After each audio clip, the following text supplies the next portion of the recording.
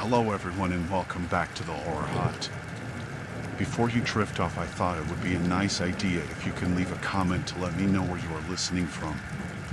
Right, let's get comfy and relax and let's begin. We rented the cabin because it was cheap and quiet. It was about 2.5 hours from where we lived, tucked way out near a lake, with no other cabins or houses in sight. I remember we passed maybe 3 gas stations on the drive, and after a certain point, no cell service at all. Which we expected, honestly. That was kind of the appeal. A weekend without emails or texts. Just me and Danny, a stocked fridge, some books, and a fire pit. That was the plan.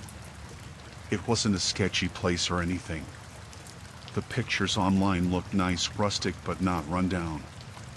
There was a little kitchen, a small living room with big windows looking out at the trees, a bedroom in the back. No TV. Just one of those battery-powered radios, the kind you'd use during a storm. It was late October, so everything outside was dead and brown, but still kind of beautiful. Cold but not freezing yet. We got there around 4 in the afternoon. There was a lockbox on the porch with the key. No one met us in person. The cabin was clean enough, and someone had clearly been there recently. There were fresh tire tracks in the dirt out front and a couple logs stacked by the fireplace that looked newly chopped. We made dinner, drank some wine, played cards. Around 10, we locked up, door bolted, windows shut, even pulled the curtains in the bedroom and went to bed. That first night, I woke up at some point to use the bathroom. I didn't check the time. The cabin was pitch black and totally silent. The kind of silence you don't really notice until you're used to noise. I couldn't hear anything, no cars, no wind, not even trees creaking. I remember thinking it was weird how still everything was. But I went back to bed and forgot about it. The next morning, we were eating breakfast in the little kitchen nook when Danny noticed a handprint. It was on the big window behind the couch.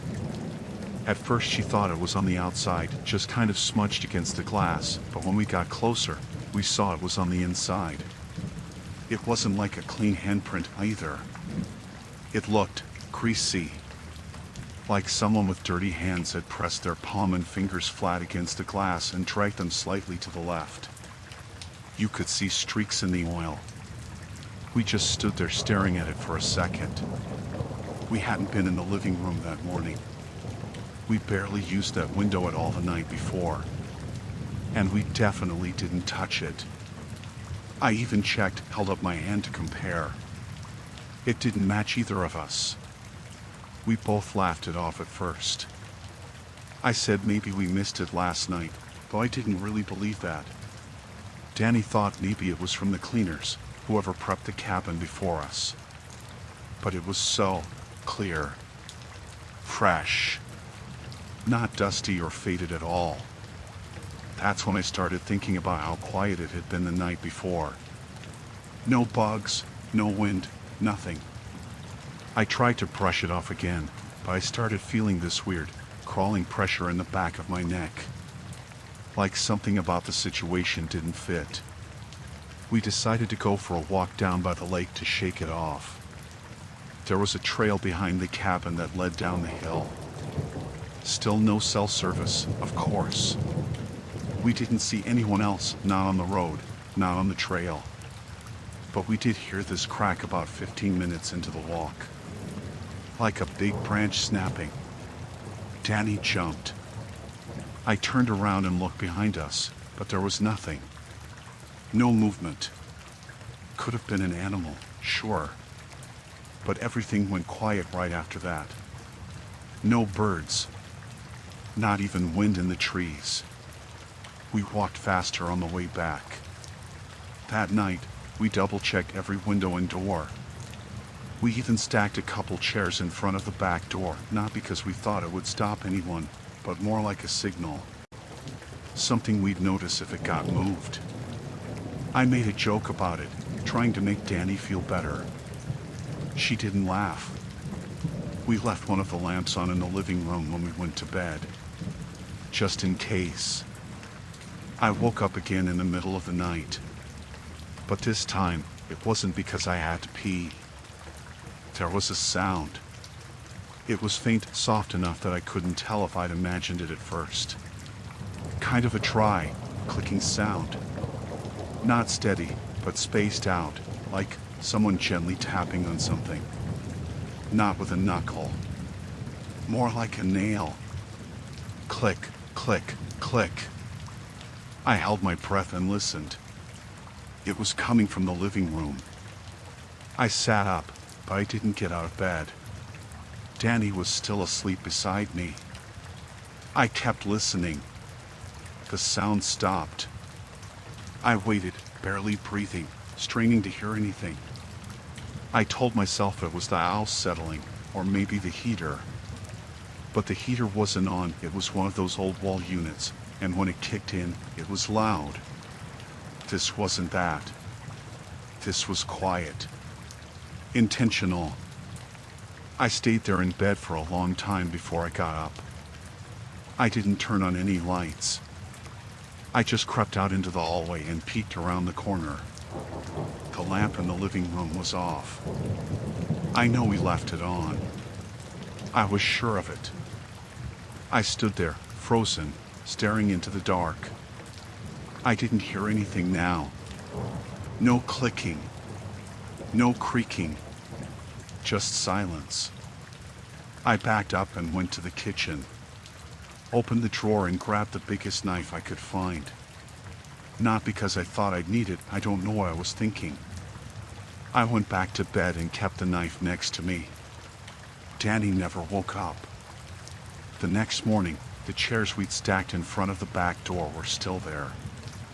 Nothing was out of place. Except the lamp. When we got up, it was on again. Same as we'd left it the night before. I asked Danny if she turned it off and back on at any point. She said no. I didn't tell her about the clicking, or the fact that I thought someone had turned it off while we were asleep. We agreed to leave that day, even though we had one more night booked. There wasn't any dramatic reason, we just told ourselves we weren't really enjoying it. It was too quiet. We packed up and cleaned the place, like we were supposed to. I loaded the car while Danny wiped down the counters. I went back in for the last bag, and that's when I saw it. Another handprint. Not on the living room window this time. This one was on the bedroom window. The one right by the bed. Inside again. Same shape, same greasy look. Just slightly higher, like whoever left it was standing and leaning forward. We hadn't touched that window. I was sure. And it wasn't there that morning. I didn't call for Danny. I didn't want her to see it. I walked out, locked the cabin, dropped the key back in the lockbox. We got in the car and drove. We didn't say much for the first half hour. Just kept looking out the windows like we were expecting someone to follow us. We hit a patch of surface after about 40 minutes. I pulled over and called the rental company. I didn't say anything about the handprints or the noises. I just said we left early and the cabin should be all locked up. The guy on the phone said something that stuck with me. He said, "You're the first renters we've had since spring. Place has been empty all summer."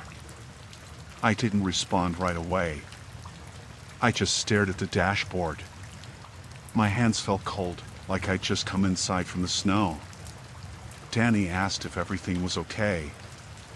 I told her yeah. We kept driving. We never went back.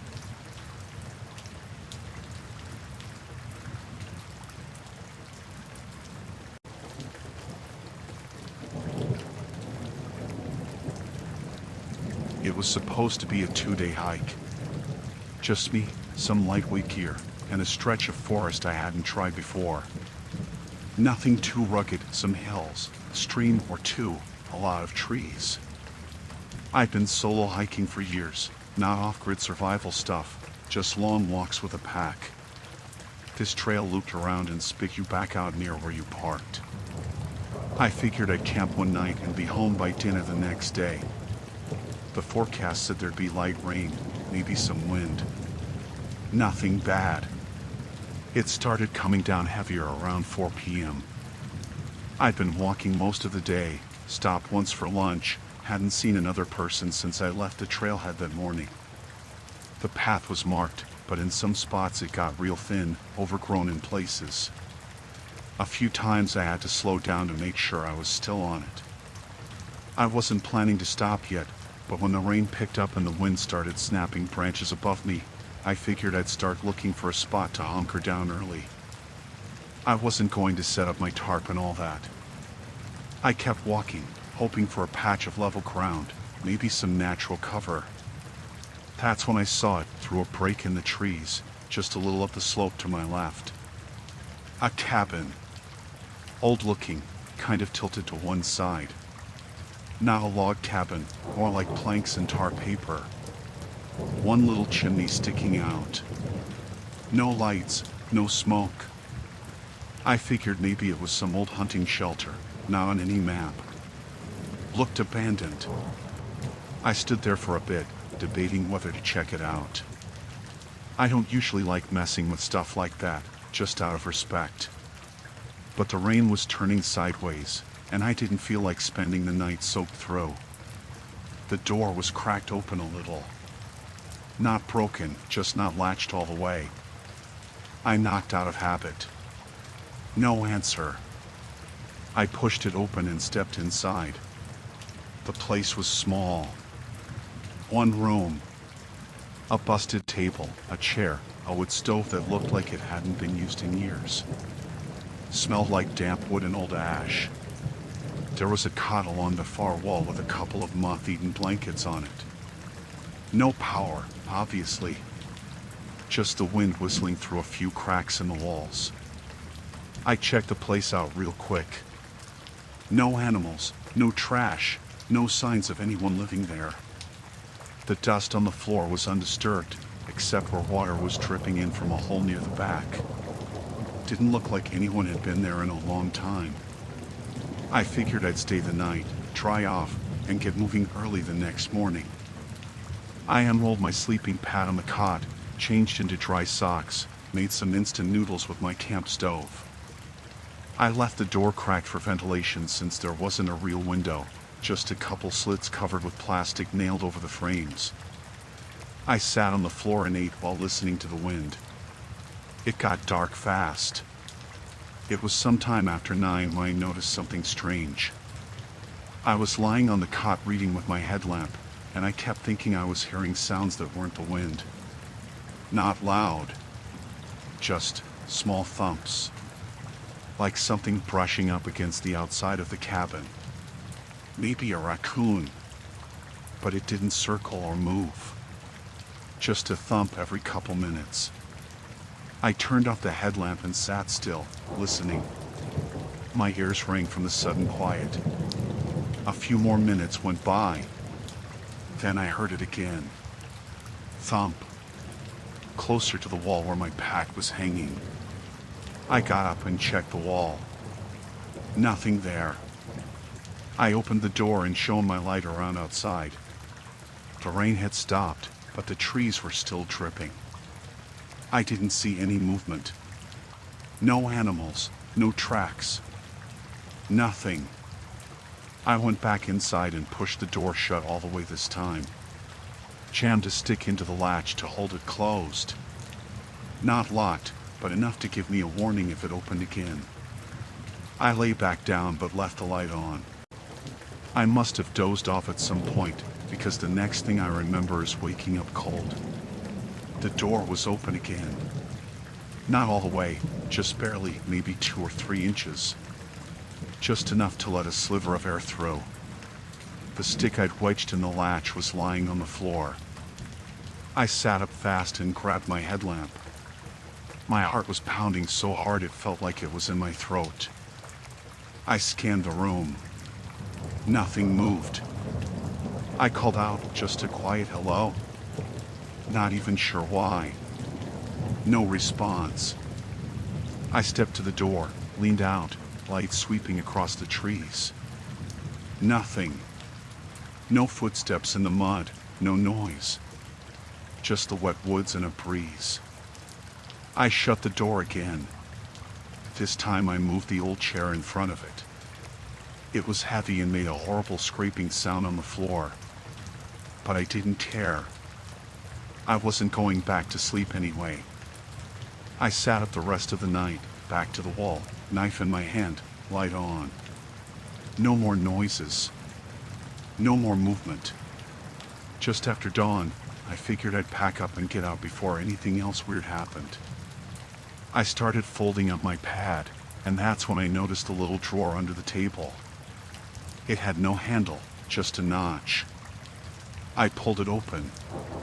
It stuck at first, then gave with a creak. Inside were some papers. Old yellow ones. A couple torn pieces of mail, a folded map, and 3 photographs. They were printed on regular paper, black and white, kind of grainy. The first one showed the outside of the cabin, taken from the trees. The second one was a shot through the plastic-covered window. The third one was me, asleep on the cot, taken through the window at night. My body was turned slightly, one arm out of the blanket. You could see the beam from my headlamp glowing faintly against the wall. I dropped the photo. Just dropped it on the floor like it burned me. I looked at the window, then the door, then back at the photo. It wasn't just creepy. It was last night. I hadn't been here before. No one else had been with me. Whoever took that photo had been outside that window while I was asleep, sometime between when I dozed off and when I woke up to find the door open. I didn't think. I didn't wait. I shoved everything into my pack, left the rest of the food, didn't even tie my boots right. I just got out. I didn't take the trail back. I cut down the hill, followed the slope until I hit a creek, and walked through the water for as long as I could. Every time I stopped to breathe, I thought I heard footsteps behind me. Not close. Not loud. But paced with mine. Stopping when I stopped. I made it back to the trailhead around noon, soaked and filthy and bleeding from where I'd scraped my hand on a rock. There was one other car there, some old guy getting his gear out of the trunk. I didn't say anything to him. I just got in my car and drove. I don't know who took that photo. I don't know how long they were watching me or how far they followed. I haven't gone hiking alone since.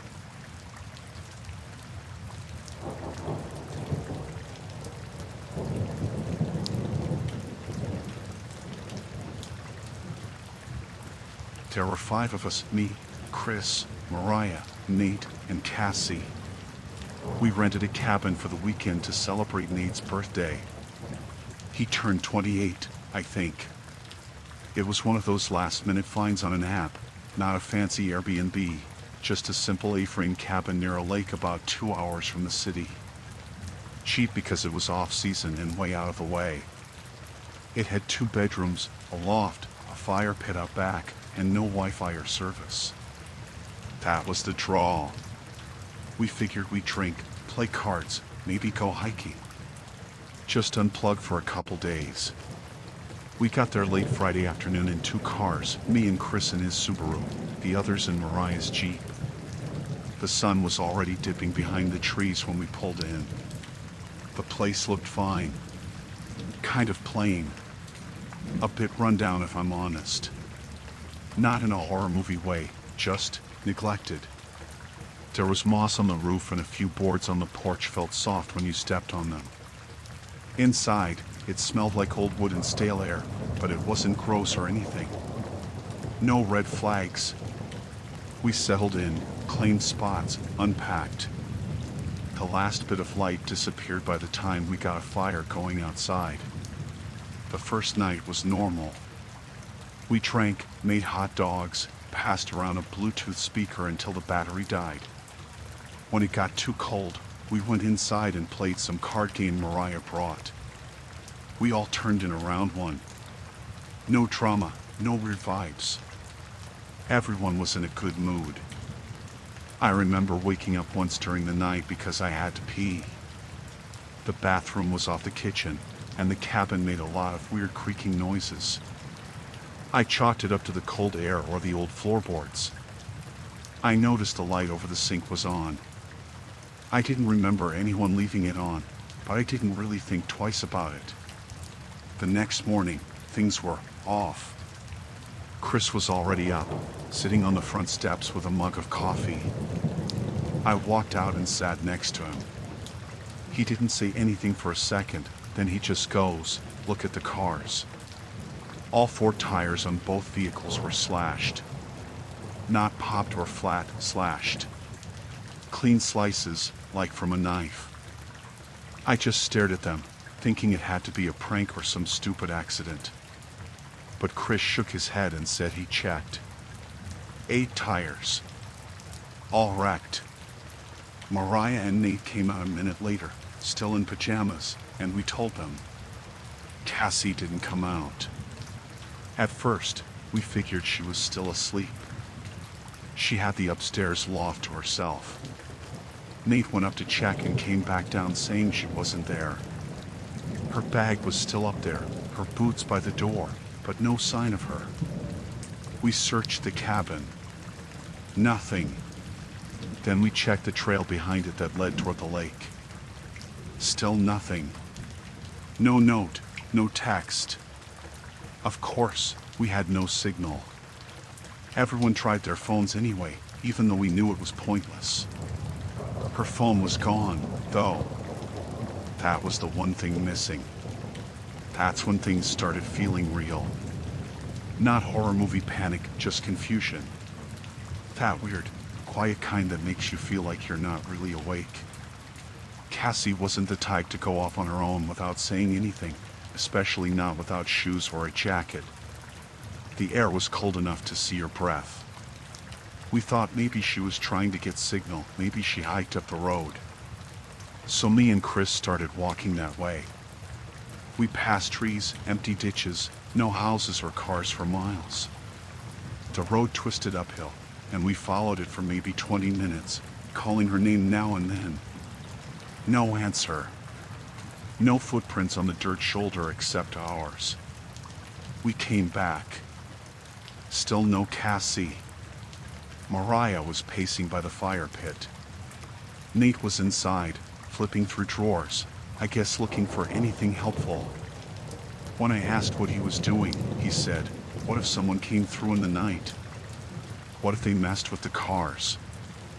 I remember saying something like, "We would have heard it," but even as I said it, I wasn't sure. I hadn't heard anything. Just creaks. Just the light being on. That's when I remembered the light. I told them about it, and for a few seconds everyone went quiet. No one admitted to turning it on. It was just on. We tried to stay calm. No one said the word kidnapped. But that was where all our minds went. We took turns walking loops around the property, calling her name, checking near the edge of the woods. I even knocked on the crawl space door under the cabin like an idiot, as if she'd be stuck down there. By late afternoon, we knew we had to get help, but we were stranded. No service, no tires. Nate wanted to walk out and find a ranger station or a house, but we weren't even sure which direction would be fastest. And it was already getting dark. Chris said we should wait till morning, all stay together, and leave at first light. No one argued. We were all scared. We locked the doors, blocked the back one with a chair. No one had much of an appetite, so we just sat around the table in silence. Mariah kept checking the window. I kept checking the time. It got dark fast again, and the quiet outside started to feel wrong. At one point, Chris asked if we should sleep in shifts, just in case. Nate said yeah, but then no one made a plan, so we just kind of sat there too scared to suggest going to bed. Around midnight, I went to the kitchen to get some water. That's when I saw the muddy footprints. They were on the floor by the back door. Just two of them. Bare feet. Small, like Cassie's size. But not leading in or out, just there. In the middle of the floor, like someone stepped in, stood still, then vanished. No other prints. The door was still locked, chair still braced against it. I called the others over. None of us could explain it. Chris tested the floor with his shoe, mud stuck. There was no way someone walked through without leaving more than two prints. We didn't sleep. We sat in the living room with the lights until morning. No one talked much after that. I kept hearing things, faint taps on the glass, little clicks in the walls. Probably animals. I told myself it was animals. As soon as it got light, we packed everything and left a note in case Cassie came back. Then we started walking. It took us almost 3 hours before we reached a gas station with signal. The guy working there looked at us like we were nuts, but he let us use the phone. The cops showed up maybe 30 minutes later. They searched the cabin and the area. Never found Cassie. A week later, her phone was found in a drainage ditch 6 miles from the cabin. The screen was cracked, no fingerprints but hers. Battery dead. No texts sent. No calls made. We gave our statements, did the interviews. It made the local news for a couple days. They searched the woods for weeks. Nothing. They called it a disappearance. That's what it says in the reports. But we know someone was there that night. Someone who slashed the tires. Someone who walked barefoot through the kitchen. Someone who turned on the light over the sink. And we never saw them.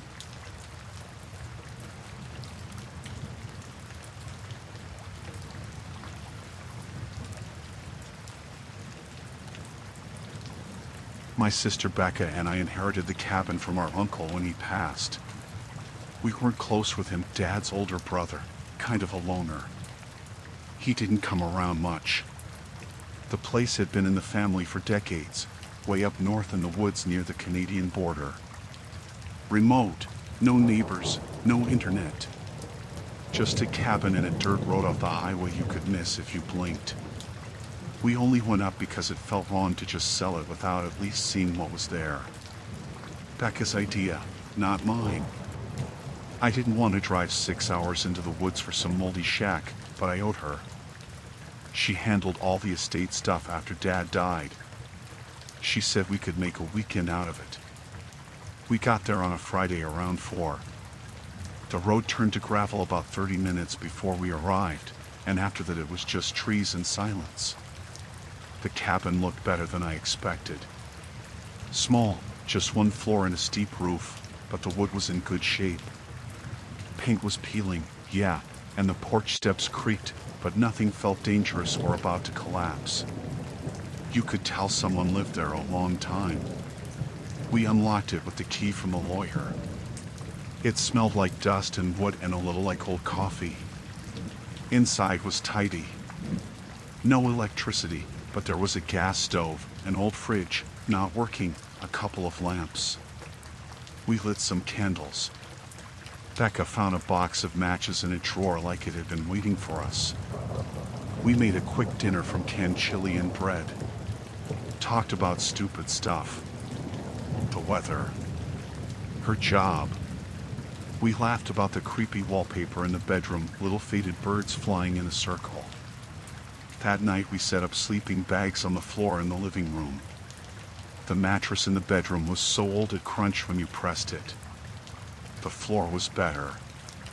It was around 10 when we noticed the door in the kitchen. It was low, barely came up to my chest. It blended into the paneling. No knob, just a metal latch and a keyhole. I'd walked past it twice without seeing it. Becca noticed it. "Where's that go?" she asked. I tugged the latch, but it didn't budge. Locked. I tapped on it and it sounded hollow on the other side, like a stairwell maybe. "No key?" she asked. We looked. Checked drawers, boxes, even the weird little compartment above the stove. Nothing. So we left it. It wasn't like we were going to tear it open with a crowbar. We joked that maybe it was full of cold or moonshine. Honestly, it barely stuck in my head after that. I slept okay until sometime after midnight. I woke up because of a sound. It was really soft, just a tick tick tick, like something tapping on wood. Not constant, 3 taps, then silence. Then another 3. I thought maybe it was an animal under the porch. I stayed still for a few minutes listening, but it stopped. Next morning, I asked Becca if she heard it. She said she thought it was me. We spent most of Saturday clearing out some junk, just seeing what was in the place. There were a bunch of old tools in the shed out back, a stack of yellowed newspapers from the 80s, a filing cabinet full of receipts and letters. The last one was dated 2004. That was the year our uncle had some health thing, a stroke or a heart thing, I can't remember exactly. After that, he never left the property. According to Dad, he stopped answering calls. We didn't talk about the basement door much.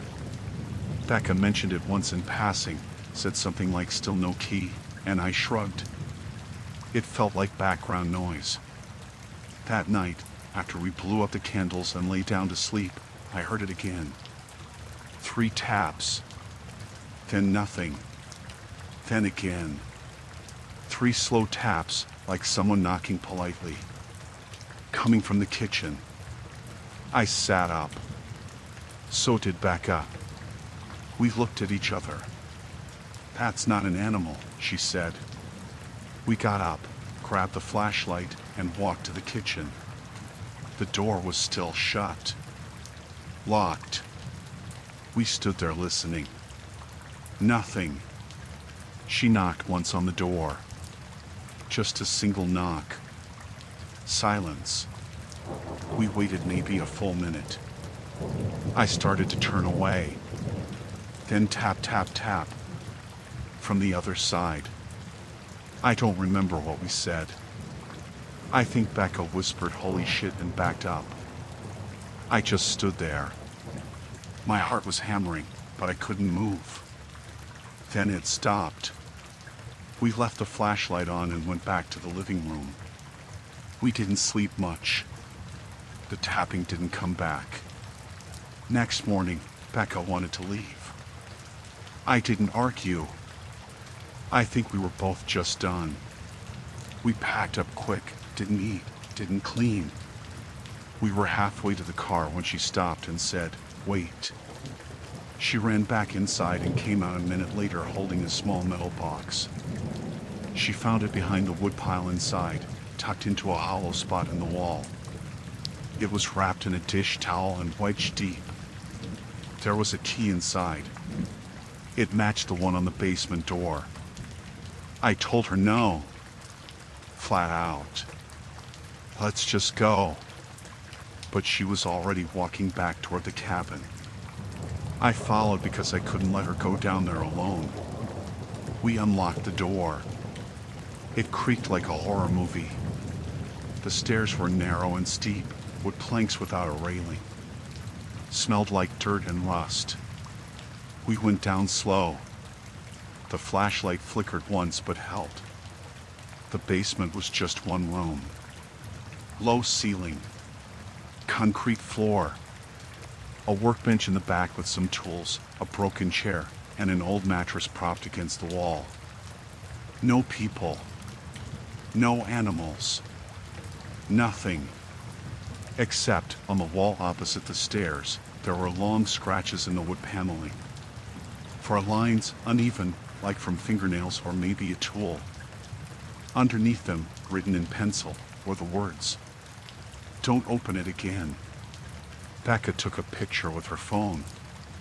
We stood there maybe 5 minutes, waiting for anything to happen.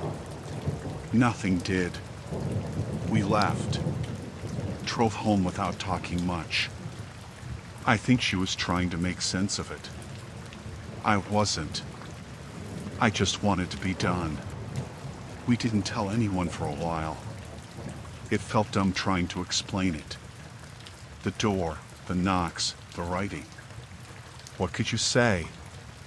Becca went back one more time a few months later, on her own. Said she wanted to document everything. I didn't go. She texted me that day when she got there. Said the door was shut again, locked. No sign of anyone breaking in. But when she opened it with the key, the words on the wall were gone. Like they'd been wiped clean. No scratches either. She left that day and never went back. We still own the cabin. Can't bring ourselves to sell it. But we don't talk about it anymore.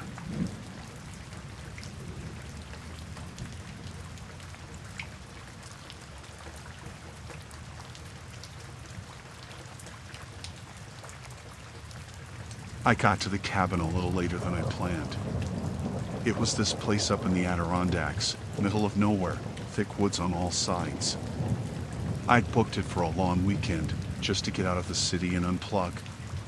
No service, no Wi-Fi, which was kind of the point. I wanted quiet. I'd been dealing with work crap for months and just needed to be somewhere no one could find me. The cabin was basic, wood paneling, little front porch, 1 bedroom, kitchenette, tiny bathroom. It was listed on one of those smaller rental sites, not Airbnb or anything, but it had good reviews. The owner had sent me the code for the lockbox earlier in the week.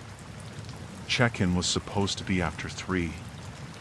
I pulled in around 4:30. There was a car in the driveway already. Silver Honda Civic, older model. I figured maybe the cleaner hadn't left yet or something. I parked next to it and got out. The place looked quiet, windows dark, nothing obviously off. I grabbed my backpack and walked up to the porch. I opened the lockbox, punched in the code. The key wasn't there. That gave me pause.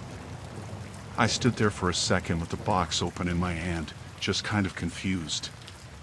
I double-checked the code, then tried the door. It was unlocked. That was weird too. I didn't go in right away. I just stood there, listening. Then the door opened, and a guy stepped out. He looked to be around my age, mid-30s, maybe a little younger. Messy dark hair, scruffy beard. He was wearing a hoodie and sweatpants, looked like he'd just woken up from a nap. We both kind of froze. He said, "Oh, hey. Can I help you?" I told him I'd rented the cabin. He blinked, looked confused, then said, "Me too." We went back and forth for a minute. I told him my name, showed him the confirmation email. He said he'd gotten his through a different site. He didn't have service, so he couldn't pull up his receipt, but he said his name was Brian, and that he'd driven up from Scroon Lake earlier that morning. I didn't recognize the site. He said he'd used something like Woodsy Stay or Forest Break. One of those off-brand booking sites. It was awkward. He seemed normal, if a little off. Like something was bothering him, but he didn't say what. I asked him if maybe he'd rented the place for different dates or the wrong weekend, and he just sort of shrugged and said, maybe. We ended up agreeing I'd call the owner when I got service again, and that I could stay the night if I took the couch. I didn't love the idea, but it was getting late, and I didn't want to start driving around trying to find a hotel with no signal. The place was clean, but there wasn't much to it. 1 bedroom with a queen bed, a little living room with a couch and a wood stove, and a kitchenette. I put my stuff down near the door and tried not to feel weird about it. Brian made us tea. He didn't talk much. He sat on the armchair with a book, something old and thick with no cover. I tried to make a little small talk where he was from, what he did, but his answers were short. He said he worked from home, but didn't say what he did.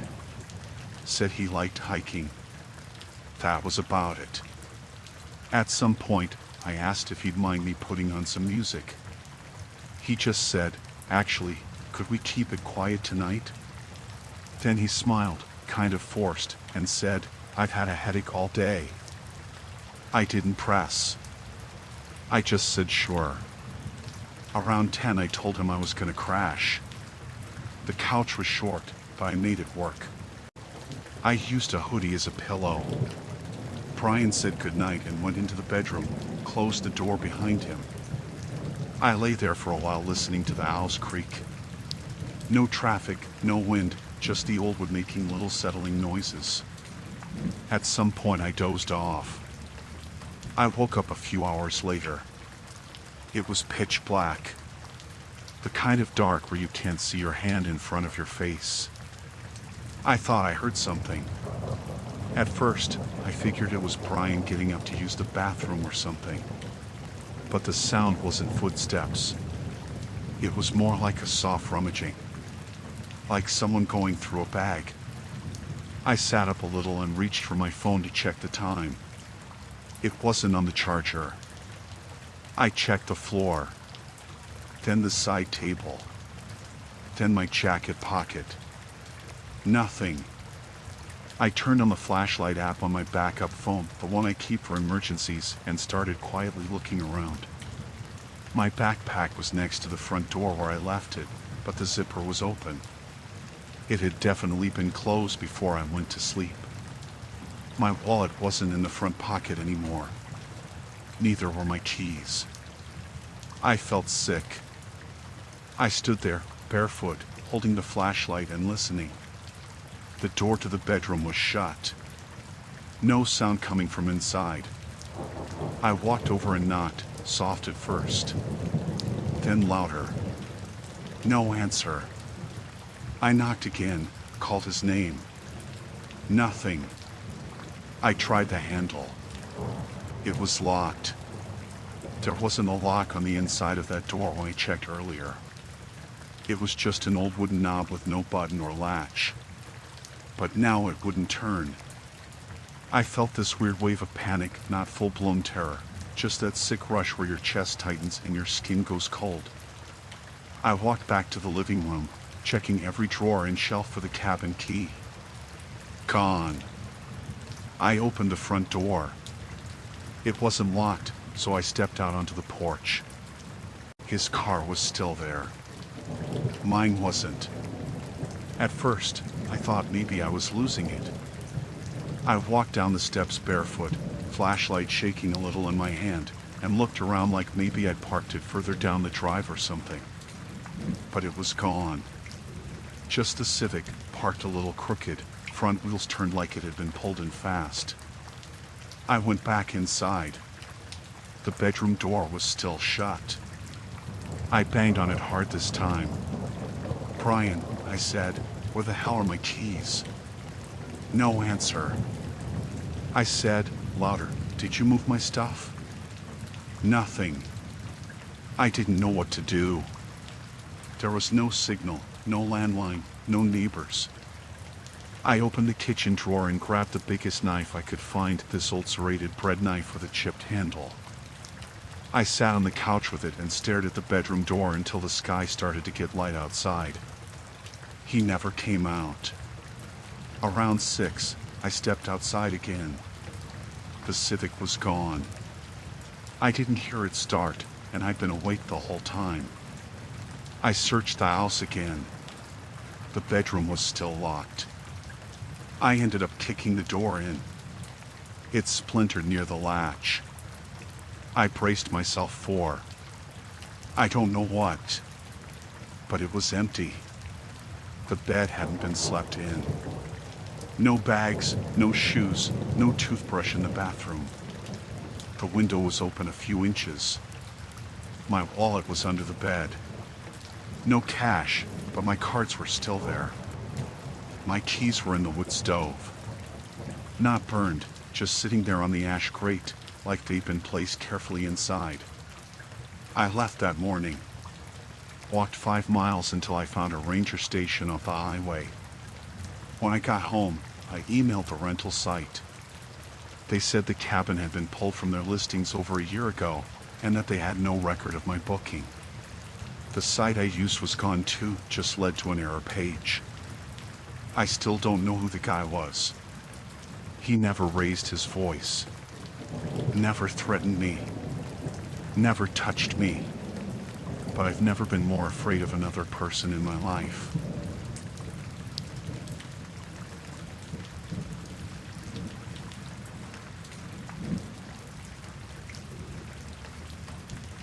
I pulled into the driveway just before sunset. Me, my wife Tara, and our 6-year-old, Lily, wanted a few days away from everything. The cabin sat on a ridge, trees crowding around it, no power lines or cell service. It was exactly the kind of place we've been avoiding since the pandemic. But it looked peaceful in the pictures. Quiet. When we got inside, smelled like pine and damp wood. Nothing fancy, 2 bedrooms, a small kitchen, and a wood stove. Tara flipped a switch by the front door. Nothing. They warned us in the email it was solar powered and the batteries might be low. We used lanterns. I went straight outside to stack firewood while Tara unpacked and Lily chased a robin around the porch. The air was clean, birds chirped. I noticed movement just beyond the trees, a guy standing still. Maybe 50 yards. I thought it was a deer, but he didn't move. Just watched. I wandered to the edge of the clearing. The light dimmed. I waved. The guy turned and melted back into the brush.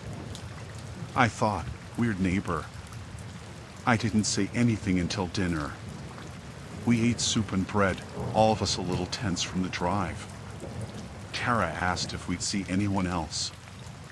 I said probably not. I didn't tell her about the guy. Didn't want to alarm her. That night I slept badly. At dusk I heard something brushing against the window, one branch. I jolted awake, but it stopped. Afternoon curled into evening, and I swear I caught his silhouette again by the birch line when I took Lily out to go potty. She didn't see him. I didn't tell her I saw someone else.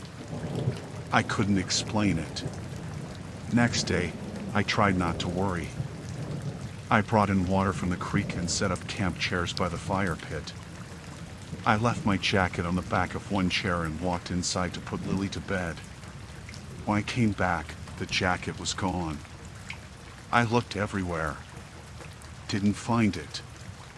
My heart jumped. Tara said maybe I forgot it in the car. Maybe someone took it. But no locks. We were that isolated. Someone watching us felt more likely now. I found the jacket later, draped on the woodpile. The sleeves muddy, like someone just slipped it and then tossed it back. That night, before sleep, we turned off the lamp in the living room. Our windows faced the trees. I caught a glimpse of him again. Same posture, same spot, just standing. We froze. He didn't wave, shrink or run. Just looked. I swore, but Tara said nothing. I didn't talk about it later. Next morning, we woke to laughing. Not ours. Tara ran to the bedroom window and I followed. Nothing. No cars on the dirt road. No footprints or tire tracks. Nothing that suggested another person.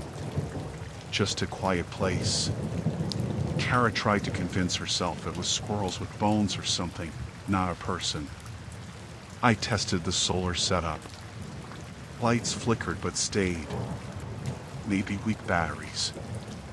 I went to town that day. I needed signal. About 20 miles away I found a convenience store and got a coffee.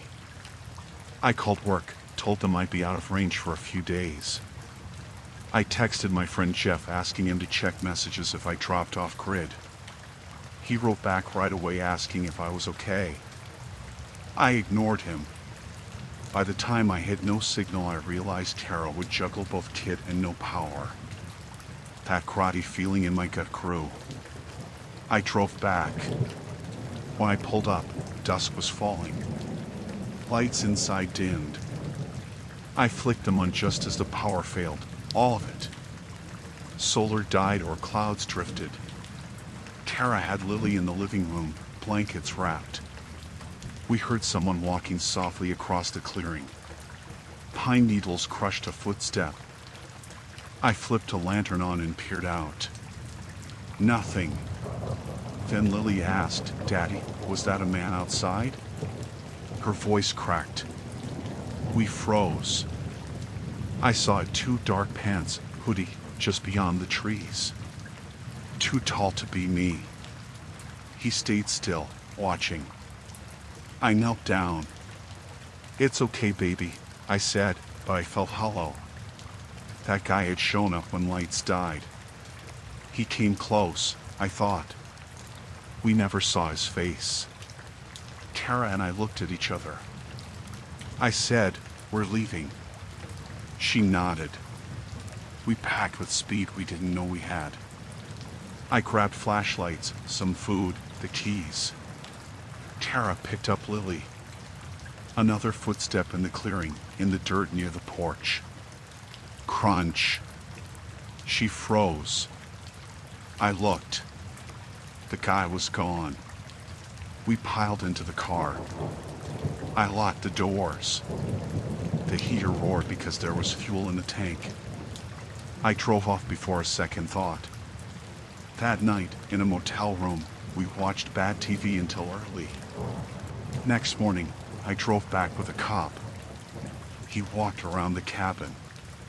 He found footprints, multiple sets leading toward the road and back. No prints inside the porch. No sign of entry through windows. He said I should check in with the rental company, maybe board up, call a ranger. I did. They said no one else was supposed to be there, and local rangers had been by before and found nothing odd. They apologized, offered future credit, but I'd already decided. We sold the rental rights. I paid to board up windows and door. Never went back. Every evening when the sun starts to set, I look toward the tree line. And sometimes I swear I see him standing, just past the woods, staring. I don't say anything to Kara or Lily. I tell myself it's just a trick of the light. But I didn't meet him, not in person. But we did.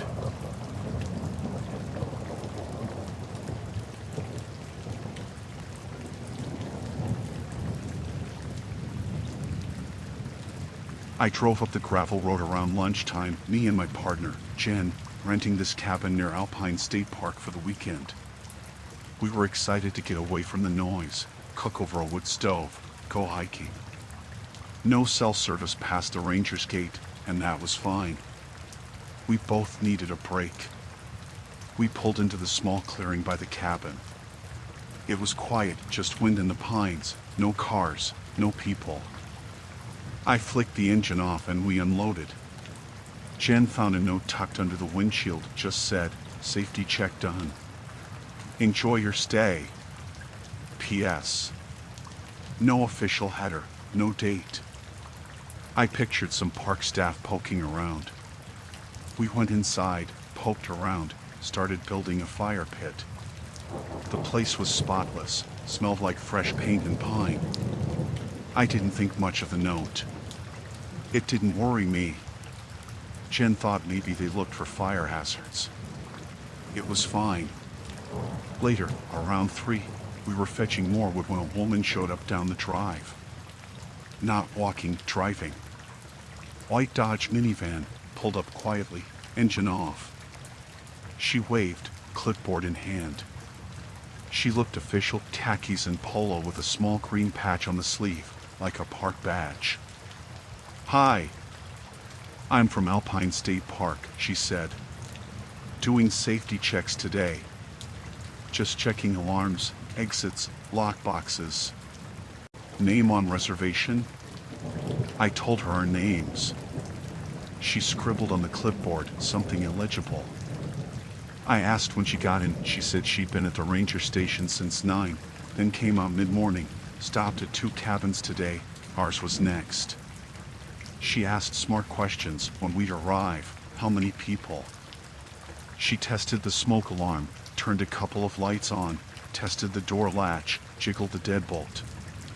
She was polite, stood to the side when Jen and I walked around. I asked about cell service. She said there was none past the main lot. Then she left, said have a good weekend, and tossed the clipboard in the passenger seat. Before leaving, she looked at us again and said, if anything comes up, call Park Dispatch. We have a ranger 24/7. Smiled and walked away. We waved and shut the door. I thought of that note and shrugged, probably the same person. We carried firewood inside, had coffee, and started our first dinner on the wood stove. That night we stayed up late, playing cards, drinking. Cabin creaked, wind rattled the windows. We shut everything, slid the little deadbolt at 11. I put my keys on the counter, Jen's purse under a chair. We slept fine. I think I woke up around midnight, heard something moving outside, but put it down to a deer or raccoon. Nothing obvious. Next morning I made eggs. The place felt the same, light streaming in, wind in the trees. But I felt twitchy, like when you leave the door unlocked. I mentioned the clipboard and clipboard woman to Jen, and she said it was fine, just routine. I trusted her. We packed for a hike up past the ridge. Cabin empty, lights off, door locked. Hiked hard all day, reached a lookout at 4. Beautiful views, sun still bright. Took pics, chatted, jerked trail mix out of my bag. On the way back I realized I left my keys. We descended fast. Got back to the cabin around 6. I fumbled pockets, no keys. I checked the table. Nada. Checked Jen's purse, there. She said she grabbed them last. I grabbed the spare from my backpack. Good. We got inside. The door was slightly ajar. Not unlocked exactly, but it looked like the deadbolt had been turned halfway. When we unlocked it, the latch clicked right through, like it wasn't catching. I froze. Jen said, "What the hell?" The cabin looked the same. Nothing knocked over, nothing missing. Smoke alarm still there. Lights off. Clipboard gone. No sign of anyone else. We searched pockets, backpacks. No spare key, I'd left it in the van. Now we couldn't relock properly. I tightened the deadbolt. Didn't feel right. I started pacing, looking out windows. Couldn't see anything. We left for dinner in the van, ate cheap burgers. Got back around 10, sky dark. Cabin seemed darker. I poured coffee, checked locks. All tight, but I felt claustrophobic. That night I slept in the bedroom, Jen on the living room couch. I heard a creak around 2. Not the windows, but the door. I didn't go check. Might have been wind or animal. I stayed under blankets. Morning, we heard wind outside and the branches brushing on the roof. I made breakfast. The place felt stale. I tried to shake it, but couldn't stop looking over my shoulder. We decided to leave that afternoon. Pack up, hit the road. When I pulled the van up, I went to lock the cabin. I tested the door latch. It still jiggled, showed it might have been forced at some point. I took pictures of the deadbolt, door frame, latch hardware. No obvious damage, but not tight. Then we stopped at ranger station at the park entrance. I asked about safety checks. The guy looked confused. "We don't do safety checks on cabins," he said. "Never did. Doesn't fall under park service." He typed our names. No record. He asked for the note I found. I clicked twice, showed him. He stared. "Never seen that," he said. "No one uses that stamp. And clipboard never saw that emblem." My guts sank. He offered to send a ranger to check cabin later. I nodded. We headed home, hearts heavy, phone signal coming back on. That night I closed doors tight. Couldn't sleep worth a damn. I got a text next day, ranger checked. No sign, forced entry from outside. Door frame looks fine. Deadbolt not engaged. He said there was nothing else he could do, but if we saw the woman again, call 911. I still get chills thinking about it. That person had keys. They watched us, walked in, let us think it was safe. They made the lock look right. They knew about us in cabin use. They probably drove in and out in daylight. I don't rent cabins anymore without insisting on surveillance or lock change first. And I never ignore a weird note or a random clipboard woman claiming authority.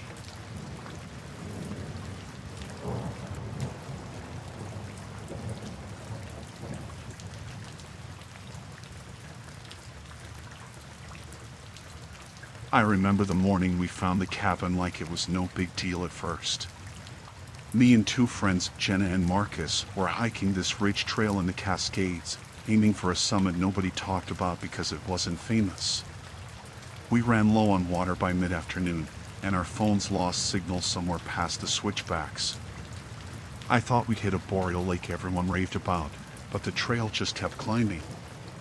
By the time the sun was low, we were stumbling through thick undergrowth, no cairns, no path. Then, through the trees, we saw it, a little A-frame cabin, leaned over like it might fall apart next storm. The porch looked half collapsed, boards sagging in. A tin chimney poked up the roof, and I could smell smoke, faint but real. Jenna and Marcus exchanged that look like, is it haunted?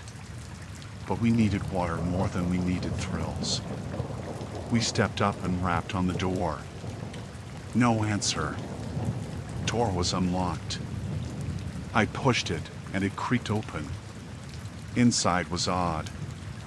A stone hearth had embers glowing red, not enough to feel heat, but enough to know someone had just been there. On the floor was a cast iron skillet half full of water, steam rising. The place was clean, no mouse droppings, no cobwebs, nothing but fresh footprints in the dirt floor. Against the far wall, a small bed, thin mattress, stained but neat, blanket folded at the foot. And pointing straight at it, on a little tripod, was a camera. One of those old DSLR bodies, lens aimed at where someone would sleep. I felt my throat go dry. We called out, "Hello?" But only our echoes answered.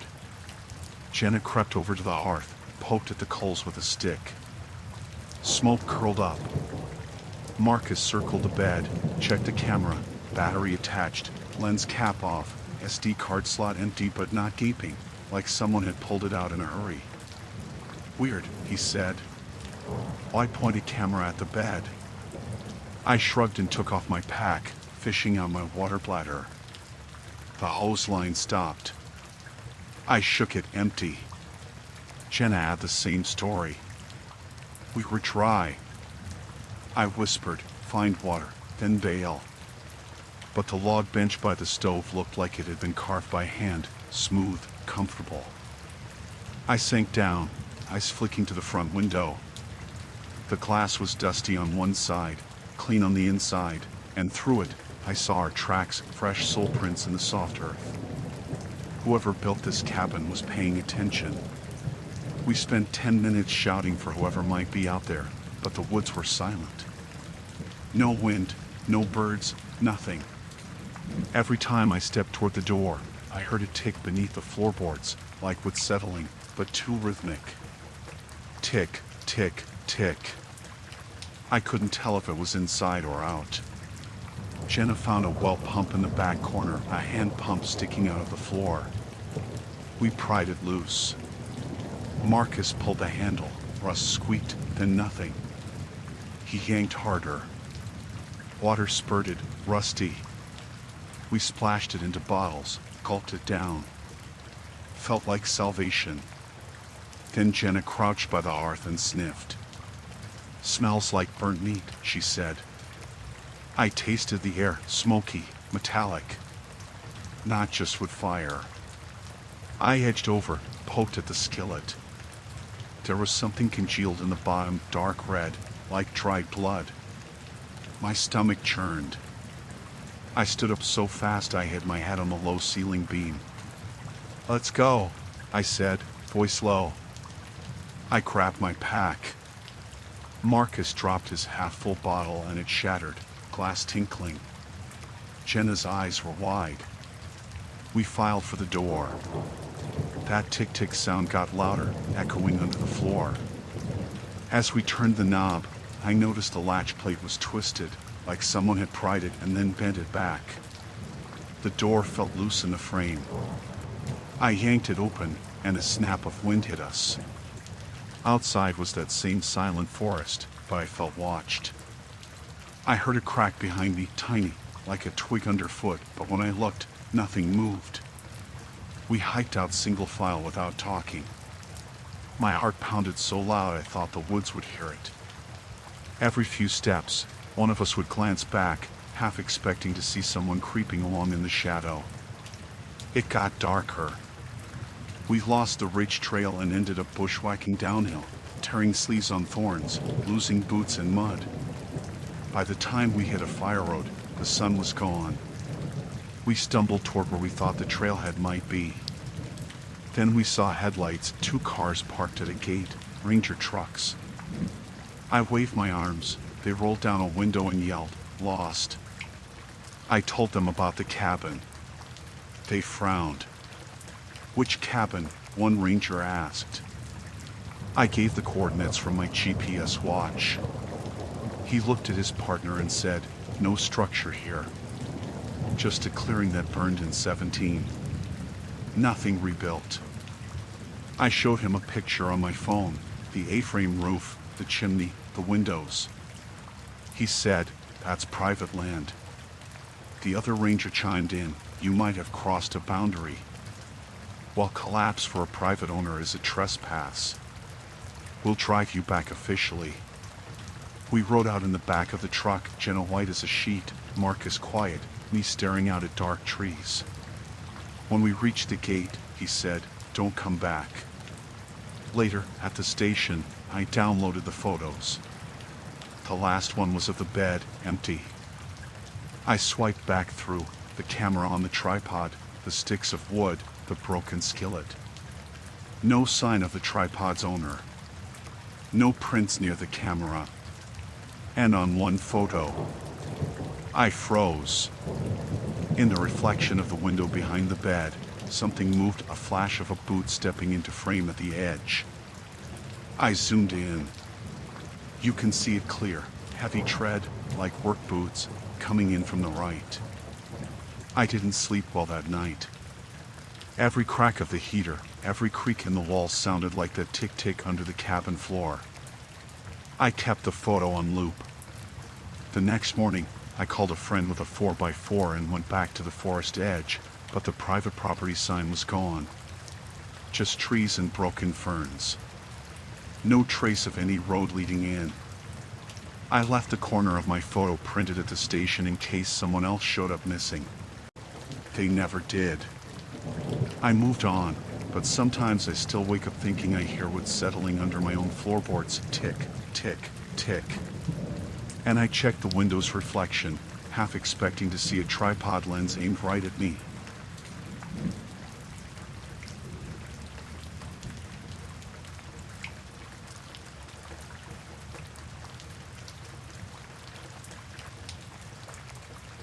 I didn't plan on finding cameras. I wanted a weekend alone, no cell service, no noise, just me in the woods. The cabin was on a ridge in the national forest, dirt road 3 miles in. When I parked Friday afternoon, I noticed nothing out of place, a little A-frame, chipped paint, a few logs stacked by the porch. I locked my truck, grabbed my bag, and stepped up to the door. Inside smelled like old pine and damp blankets. No power, just a solar panel outside and a battery bank under the sink. I flipped on one of the battery-powered lanterns and started unpacking. The bed was made, blankets folded. I'd read online the owners sometimes left cameras to check for wildlife or trespassers, but I figured they hid them well. Then I walked to the living room window and froze. There was a camera, low on a tree trunk, pointing right at the porch. A cheap trail cam battery pack taped to the side, blinking red light every few seconds. My heart skipped. I stepped outside, sure it was old bird-watching gear, but across the clearing, another one glowed on the corner of the cabin, angled at the back steps. I counted 4 more around the perimeter, one by the woodpile, one near the water tank, one half buried pointing at the door, and one taped high above the front window. I stood in the clearing, circling slowly, feeling exposed. The sun was slipping behind peaks. The woods were quiet, no birds, no wind. I knocked on the cabin walls, only my echo answered. I picked up the nearest cam and checked the date on its screen, last motion detected 10 minutes ago. There, in the log pile shadow, was me walking right toward it. I jammed it in my bag and went back inside, fumbling for my phone. No service, of course. In the kitchen drawer, I found a dusty landline handset and plugged it into the wall phone jack. The cord squeaked. I dialed 911. Nothing. I tried family. Nothing. Felt like being cut loose. That night I lit the stove, boiled water, ate cold beans from a can. Every few minutes, I heard a soft click outside, like a camera snapping. I sat at the table, staring at the door, waiting to catch movement. My lantern flickered. I checked the lock, bolt slid tight. Then it clicked. Somebody was following a routine, checking on those cams. I tried to imagine who, the owner? A neighbor? But why point them at the cabin? I lay down on the bed with the camera under my pillow. Sleep came in drips. I woke at 2 a.m. to the scrape of boots on the porch boards. I held my breath, heart thumping. Nothing else. The porch settled. I waited until dawn. Morning came gray and wet. I ate oatmeal and decided I'd hunt down every camera. I donned my pack, grabbed gloves, flashlight. The first was easy, taped on a low branch. The second was half hidden in ferns by the woodpile. I almost missed it. In each case, batteries still good, blinking light. I stuffed 5 more into my bag. Only one left up by the chimney, taped to a crook of the roof. I set down my bag, climbed the low stepladder left by the owners, reached up, and felt the cold plastic under moss. I yanked it off carefully, and the ladder slipped, metal screeching on the painted siding. My heart shot up. I froze. No rustle back in the trees, no footsteps. Just the remaining lamp in the window, faint glow. I climbed down, slammed the ladder away, and stumbled inside, shutting the door. I was halfway to dumping the last cam in the fire pit when the phone rang. Not a dial tone or buzzing, an actual ring. My breath caught. I stared at the handset, then lifted it. Put it back. No accent. Quiet. Calm. Closer, like the speaker leaned toward the mouthpiece. It wasn't pre-recorded. It was someone watching me hook by hook, camera by camera. Who is this? I said. Silence for 2 beats, then put it back. Click, the line went dead. I set the camera on the counter, hands shaking. All the batteries were still inside. Whoever called knew exactly what I'd done. I paced. Dusk would come again soon. I didn't want to be trapped in there. I grabbed the camera bag, stormed out, and started remounting them in reverse order. My hands moved fast, adrenaline making me clumsy. I stabbed the ground with a stake to hold one against a stump. I taped another to the side of the cabin just above eye level. I left the last one by the woodpile, just shy of its old spot, leaning it against the logs. By the time I finished, the sun was a red slash behind the peaks. I sprinted to the porch, grabbed my bag, and slammed the door, jamming a chair beneath the knob and sliding the deadbolt. I heard a snap outside, distant, like a branch breaking. I held my breath, listening. Nothing. I loaded my gear, tossed my bag in the truck, and checked my mirrors twice. The road below the driveway was twisted clay. No tire tracks but mine. I clicked the locks and drove off barefoot, headlights cutting through mist. My mind raced with everything I'd seen, the cameras, the call, the silent watcher. I didn't stop until I hit the ranger station 8 miles down. I told them what happened, cameras glued and taped, motion lights blinking, a phone call from the landline. They scribbled notes, then said, "Those cams aren't ours." I asked about local hunters or game surveys. He shook his head. No permissions issued. They had no record of any checks. He gave me a map to the nearest gas station with service. I checked my voicemail there for missed calls from my roommate, 2 from my dad. I called home, voice wobbly, told them I was fine, just freaked out. Dad asked if I wanted to come home now. I said yes. That evening I drove through fading light, thinking about the clip, put it back, and whoever stood just beyond the trees, watching. Back in town, I slept under a running ceiling fan, windows locked, phone within reach. I asked my roommate to meet me early next morning to swap out my truck and bring my boots, wet, caked in mud. Now, when I hear a camera shutter in a movie or see blinking lights on trail cams, I flinch. And sometimes at night, I dream I'm back at that cabin, tapping each camera into a tree and listening for that rasp of breath on the phone line, someone still waiting for me to finish the job.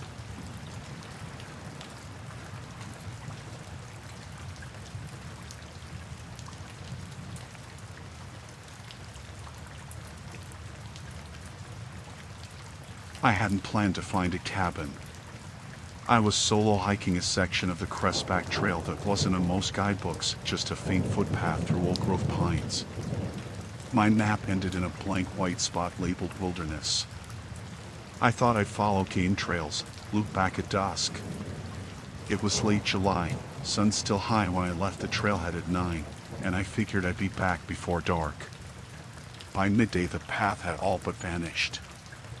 I bushwhacked under branches, trying to pick up a ridge that might lead me out. The forest was quiet, no birdsong, no wind, just the snap of my boots on needles. Every few minutes I'd pause, listen, and feel like something else was listening too. I told myself it was just being off my usual routes, but my stomach knotted each time I heard a twig crack 90 yards away. Around 2, I spotted something straight ahead through the trunks, a patch of sunlight on a metal roof. I froze, convinced it was a rock face or a flash of broken water, but as I crept closer, I saw a little cabin set into a slope. It had weathered planks and one small window, dark and empty. No smoke, no sign of a chimney, but the door was propped open. I stood 30 feet away, heart thumping, and called out, "Hello?" My voice sounded loud. It disappeared into the trees. I tried the door, it swung inward on old hinges. Inside, the air was musty, like wet leaves. A table sat in one corner with a chipped mug on it. On the far wall someone had stacked firewood, even though the stove looked untouched. A coil of rope hung on a nail by the window. Through a crack in the wall I saw the forest outside. No trail lead to this spot. No tire ruts. It looked abandoned, but the mug had fresh tea stains. I ran my finger around the rim and saw a dry ring in the wood. Someone had been here recently. I stepped back and tried to make sense of it. I checked my watch, 2:15. I debated waiting, shouting again. Maybe someone was inside. I walked around to the window and peeked in. On the single bed in the corner, a blue blanket was rumpled, like someone had been sleeping there. On the floor by the bed, I spotted a pair of boots facing the door. One boot was tipped forward. I could have sworn I heard breathing, a soft exhale from the other side of the wall. My pulse went to my throat. I backed away, then stopped. Somewhere in the cabin's back I heard a floorboard creak. It was slow, deliberate, like someone shifting weight. I called out, louder this time, "Hey, I'm just passing through." No answer, but the cabin felt smaller. I imagined a shape behind the blankets, someone watching me through the darkness. I gripped my trekking pole and said, "I'm calling rangers." I turned, sprinted back the way I came, adrenaline burning my lungs. I didn't look behind until I hit the old trail again. I heard nothing, no footsteps, no door slamming. Just the forest returning to its quiet. The ranger station was 10 miles down a gravel road I managed to flag a passing pickup to drive me to. They dusted off their Ford and followed me back the next morning with a GPS unit. Midday sun was high when we returned. The forest had that warm hush, small bugs buzzing around broken sticks. We pulled off the track where I remembered the cabin clearing.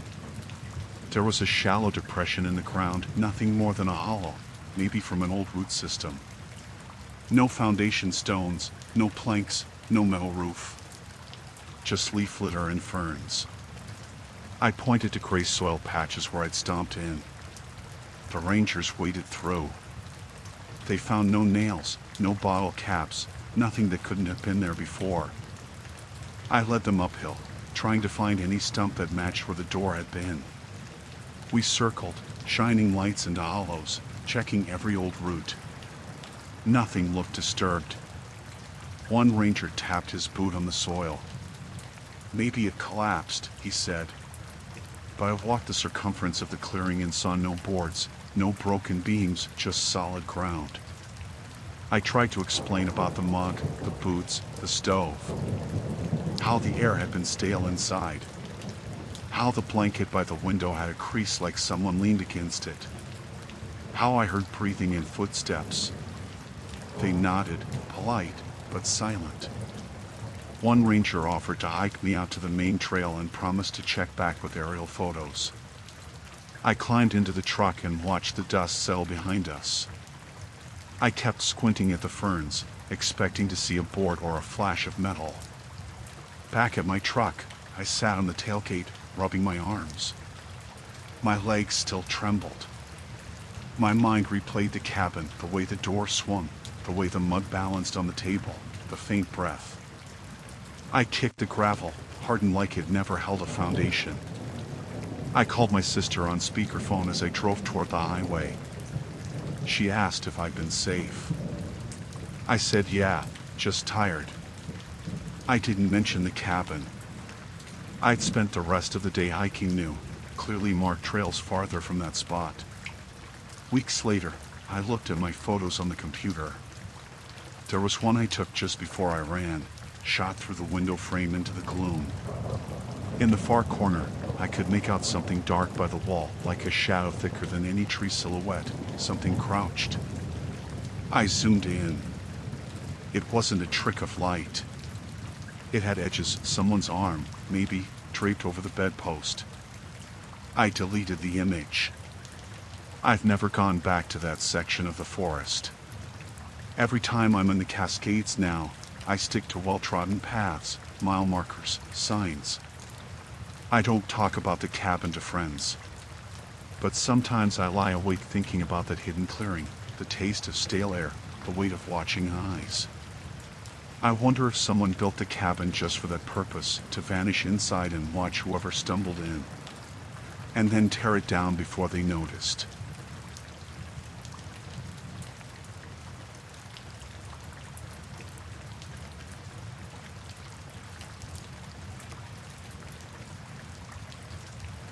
I arrived at the cabin with Mark just as the light turned the weird yellow-orange you get in late October. It was our first trip together since my promotion at work, and I'd been looking forward to nothing but coffee on the porch and hiking all day. The listing said secluded, which I took as a feature, not a warning. The place looked exactly like the photos: dark wood, stone chimney, mossy roof. Inside it was small but clean. There was a stack of firewood by the stove, a well-worn couch, a tiny kitchen, and a bedroom with a dresser. No Wi-Fi, no cell service, just one of those old rotary landlines in the corner. We unpacked, made chili, drank the last of our wine in mugs. At 9, we locked the door and went to bed. The walls were thin. I heard Mark breathe for hours. I woke once to the wind tapping branches outside the window, but nothing more. Next morning, I noticed the fridge was on a little timer. It hummed for 5 minutes, then went silent for an hour. At first I thought it was broken, but when it clicked back on, everything felt cold again. Small stuff, but odd. Mark shrugged it off. We spent the day on the nearby trail. Nothing special: rusty creek, yellow leaves, no one else around. On our second night, the power flickered off around 8. The cabin went dark except for the stove's pilot light. I heard something shift in the loft above the bedroom, just a soft scrape. I froze, listening. Nothing happened. After a minute I shrugged and grabbed my book by flashlight. Mark said he'd fix the breaker in the morning. Around midnight I woke to a thump in the living room. I'd left my phone there on the coffee table. I nudged Mark and whispered. He said probably the couch settling. But the thumps kept coming, once every 60 seconds, soft but measured, like someone was tapping their fingers on wood. I lay still until it stopped, then rolled over and pretended to sleep. In the morning I discovered the cupboard under the sink door was ajar. I didn't remember leaving it open. Inside, I saw a small enamel tray with a pad of paper and 2 pens. I flipped through the pages. Grocery lists, doodles, phone numbers probably left by past renters. I tucked it back and closed the door tight. That afternoon we lit the stove again and I cooked soup. I poked at the grate and found something underneath, a metal key taped to the underside. Not the cabin key, it was longer, like an old door key. I asked Mark if the cleaner had it. He said no. I pocketed the key. After dinner, I told Mark I wanted to check the loft. We hadn't been up there. The ladder was folded near the dresser. I propped it, climbed up. The loft floor was bare, dusty, no footprints. There was a little hatch in the ceiling. I lifted it a few inches, pitch black. No ladder above that, so I dropped it back and climbed down. We went to bed, but I lay awake thinking about the key in the hatch. I nudged Mark, said, "What do you think the key opens?" He said, "Probably the old root cellar." I didn't buy it, but I didn't press it. Morning of day 3, after coffee, I said I wanted to explore the cellar idea. Mark agreed to go with me. We followed the key's teeth through the kitchen floorboards into the dirt crawl space. I knelt by the foundation and fit the key into a rusted iron lock that had been hidden under ivy. It turned. A square hatch in the ground swung open to a pitch-black hole 6 feet deep. We peered down. No stairs, just damp earth walls. I closed it fast. We left the key on the table, feeling like idiots for poking around. That evening I decided to clean out the dresser drawer in the bedroom, just mindless busy work. I pulled the top drawer, dumped socks on the bed. Underneath was a folded piece of cardstock. It was a list, handwritten, names and dates. Kelly S., June 12, 2019. Tom P., July 3rd, 2020. Maria L., August 15, 2021, crossed out. Jenna H., September 28, 2022, crossed out. October 10th, 2023. The last line was blank except for the date. My heart thumped so loud it echoed in my ears. Jenna H. was me, my last name starts with H, and I'd arrived on the 28th. I stared at it, then at the dates. Each previous name paired with the same mid-October weekend, crossed out when their date came. I felt Mark's hand on my shoulder. He asked what was wrong. I showed him the list. He paled. We looked around. The dresser had never been moved. No reason anything else would be under there. The names, they were people who'd stayed here, same cabin, same weekend, every year for 5 years. And they were crossed out. Like they didn't exist anymore. I told Mark we had to leave. He agreed, but I also wanted to call someone. I ran to the phone, but it was dead. No dial tone, just silence. I checked the jack, nothing. We'd lost the one line. We packed in shaky silence. I kept eyeing the dresser. I stuffed the list into my bag and grabbed my phone, pray for signal. Nothing. We headed for the door, but I stopped at the hatch in the floorboards. It sat slightly ajar, like it had been opened again. I slammed it down and locked it. My hand shook so hard I broke the lock on the crawlspace latch. By the time we walked to the truck, the sky had turned purple. I jumped in, hit the starter. The engine cranked but didn't catch. I tried twice. Nothing. Mark tried. Nothing. My breath came fast. We were stranded. I looked at the cabin, no lights, no movement. I glanced at my bag, the list fell out, fluttered at my feet. I kicked it away and glanced back at the doorway.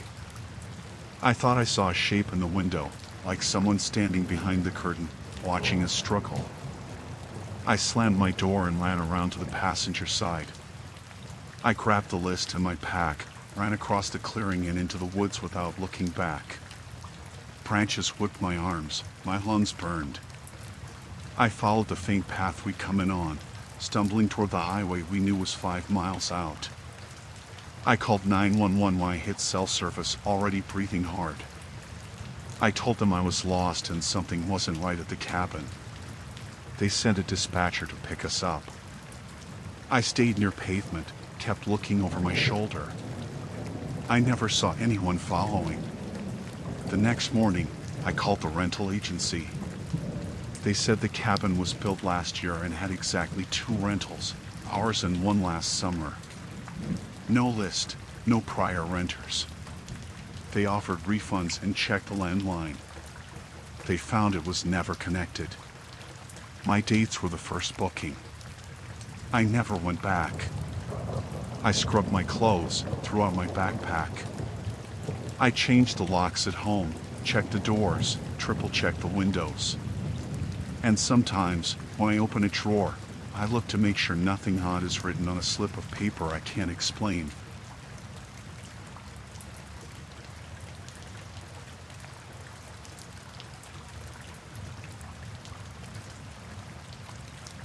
I pulled into the driveway just as the sun slipped behind the pines, and for a second the cabin looked perfect, dark wood, stone chimney, a little smoke curling from the flue.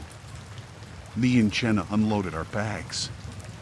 The place was empty, quiet, and smelled like wood polish and pine needles.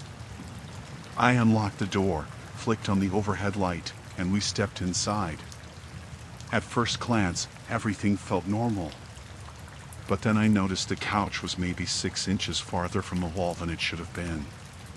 The coffee table wasn't centered under the overhead lamp, it sat a little to the left. Lamps on end tables were off-center by an inch or two.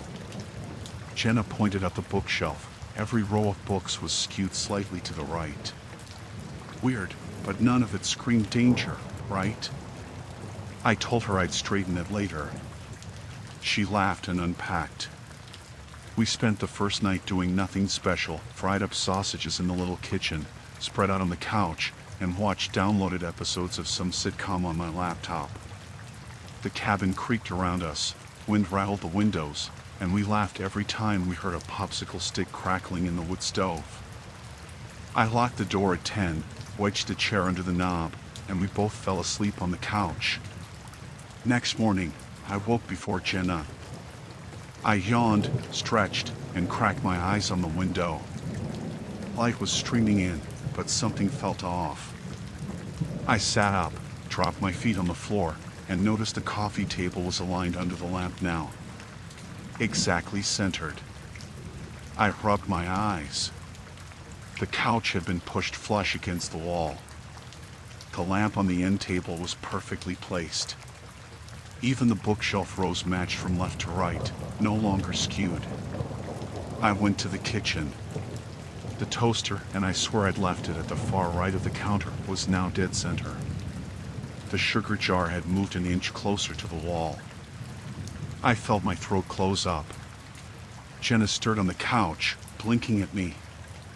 "Why are you giving me that look?" she asked. I tried to laugh it off. "Nothing," I said, but my voice shook. I shrugged and made coffee. Over breakfast, I pointed out a few things. She got quiet. Then she moved her cup farther from the edge. She'd been drinking from it all morning without thinking. I started checking every corner.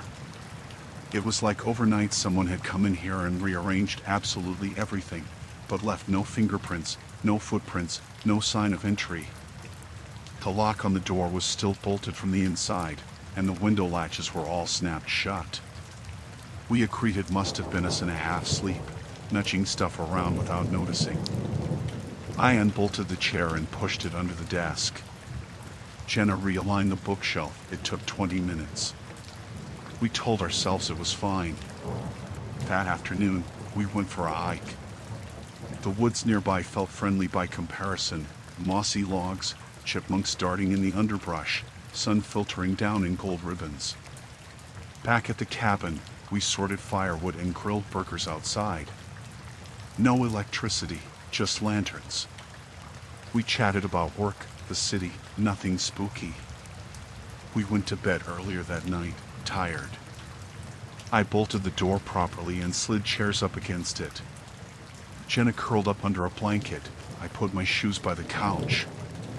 I watched her sleep for a minute, quiet as a kid. Then I closed my eyes. I woke just before 3 to the softest thump. Like a pillow dropped. My heart sped up. I lay still, listening. Nothing. 5 minutes later, another thump, then a soft scrape, like wooden furniture sliding. My eyes shot open. I caught a flicker of lantern light coming from the living room. I nudged Jenna. "Did you hear that?" She mumbled. I whispered, "Something's moving." She shook her head. I unbolted the door with shaking hands and crept toward the couch. The lamp on the side table was tilted again, just a hair, but it was enough. I flicked on my phone light and saw the coffee table had shifted 30 degrees, pointing at the hallway. The couch was a foot into the middle of the room. My hands went cold. I followed the corridor of flashlight toward the bedroom door. I thought I heard someone breathing softly, an instant of heavy breath, then nothing. I stood outside our room for minutes, every muscle clenched, too scared to check. Finally I thought, maybe it's a raccoon. Maybe noise carries weird. I slammed the bedroom door, wedged the chair under the knob again, and hid under the covers. I waited until dawn, listening to my own pulse. When morning came, I peeked out. Everything was back where we dragged it last night, couch flush to the wall, coffee table under the lamp, bookshelf skewed again. It was as if whoever came and arranged it on their own terms and then slipped back out before we woke. Jenna and I just stared at each other, arms wrapped in blankets. We left the cabin that day for lunch in town. Over burgers, Jenna said we should call the rental agency. I told her we should wait a day, maybe it would stop. We went back, checked windows and doors for prime marks. Nothing. The locks worked fine. Wind hadn't blown in. No footprints on the porch. My skin crawled thinking about someone crawling through the darkness, rearranging chairs. That night we decided to sleep in shifts. I took the first watch. I sat in the rocker by the window, holding a flashlight, and watched the tree line. Every so often I heard the floor creak. Maybe I was imagining things. I drank lukewarm coffee and waited. 2 a.m., a scraping noise from the other room. I froze, listening. The sound came again, metal on wood like a lamp base being nudged. I flicked my flashlight on and limped into the living room. The floor was clear. The lamp on the end table lay on its side. I straightened it up and waited. No footsteps, no breathing. Nothing but my ragged breath in the silent cabin. I kept watch until 6. Jenna woke up and took over. I collapsed on the couch, exhausted. She sat by the window, eyes wide, gripping the flashlight, shaking. That afternoon, over stale granola bars, we agreed to cut our trip short. I packed while she cleaned. Every time I put an item in my bag, I checked it wasn't nudged 3 inches to the left. The dresser drawer was open from the afternoon before. I slammed it shut and locked it. My bag straps felt tight across my shoulders. We stood in the doorway one last time. The cabin looked normal again, as if nothing had happened. For a moment, I almost believed it. Then I saw the coffee table centered under the lamp. But I'd left it 6 inches to the left of that. I swallowed hard. We drove away without speaking, the radio off, windows cracked just enough for the wind. I kept checking the rearview mirror for headlights, for someone standing on that porch. Nothing. Back home, I replaced our locks. I bought a security camera for our apartment. I told my friends it was just the wind or a fluke. But sometimes at night I lie in bed and imagine someone sneaking in, arranging my shoes, nudging the lamps, waiting for me to wake up and wonder who's been in my life. The cabin was just walls and wood, but when someone knows exactly where each piece of your world sits, it feels like they know you. And they'll always find a way back in.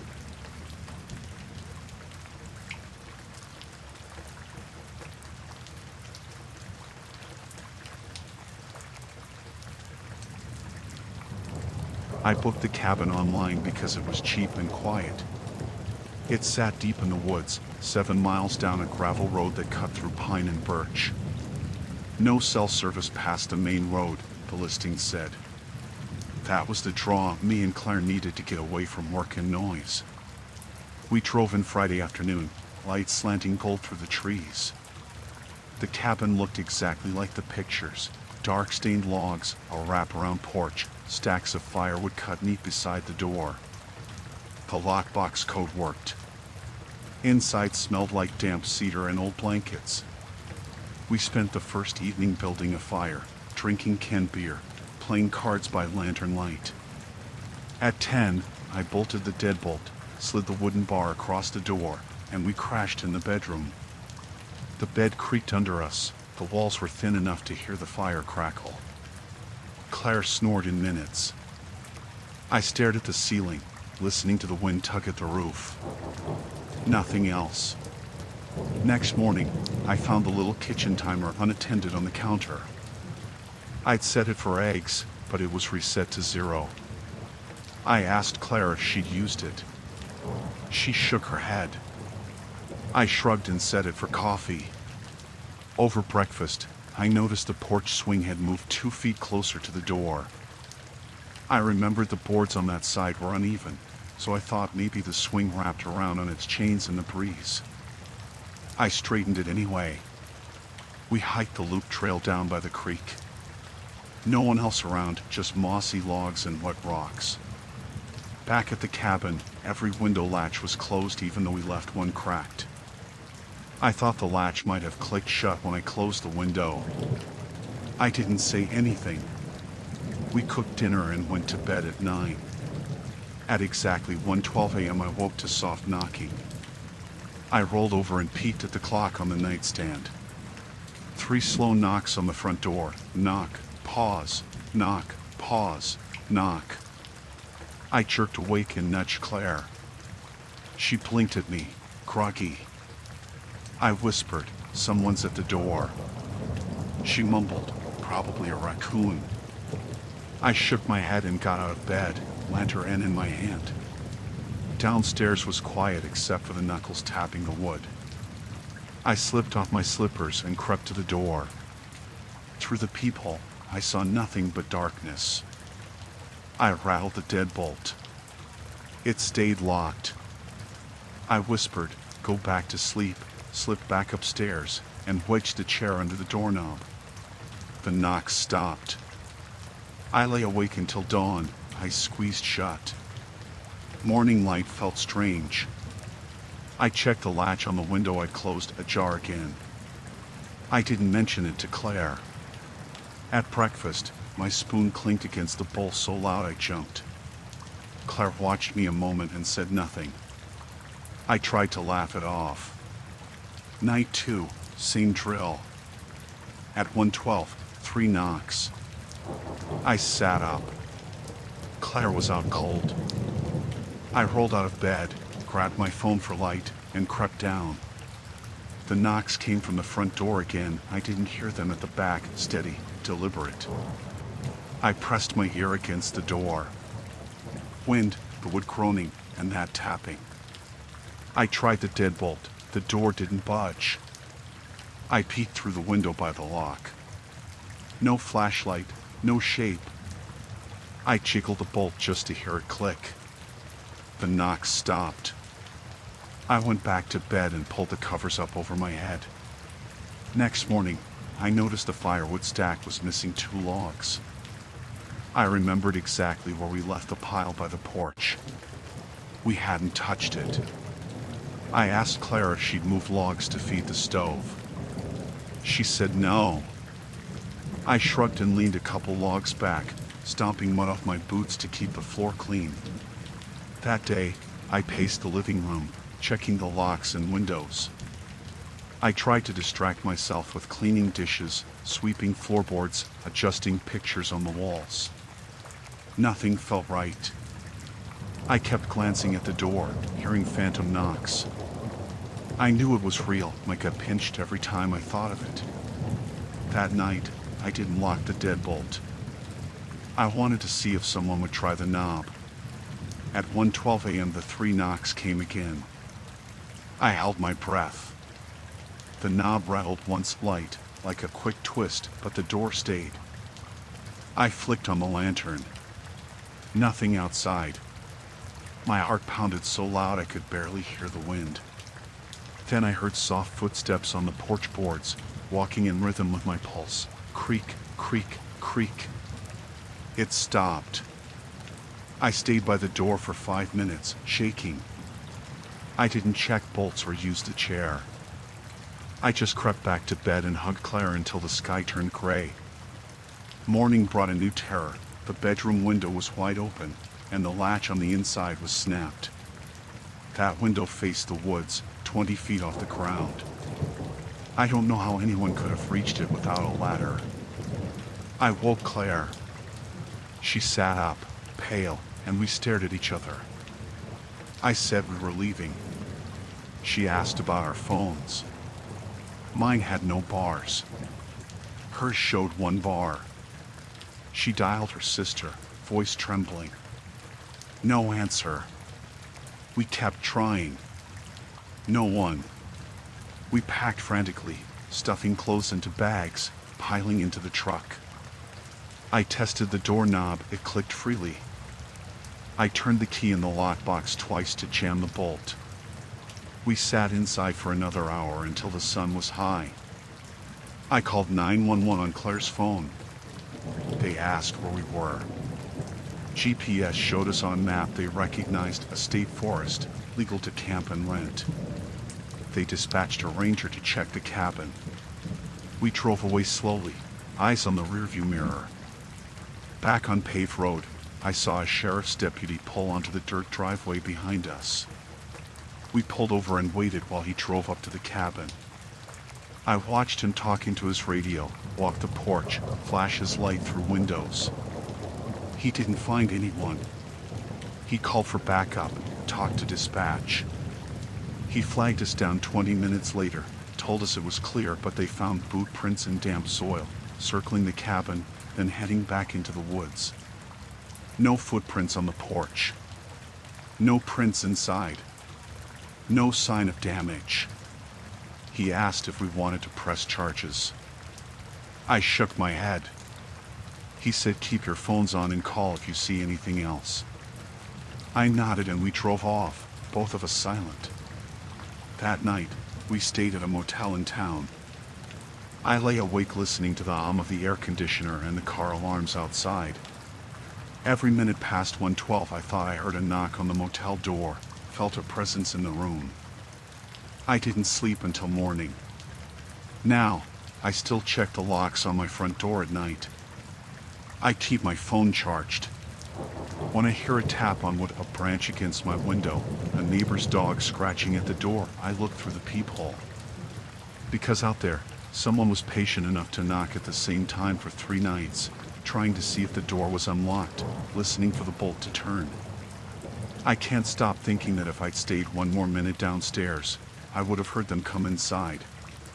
But I didn't, and I realized how quickly someone can be closer than you think, just waiting for the right moment.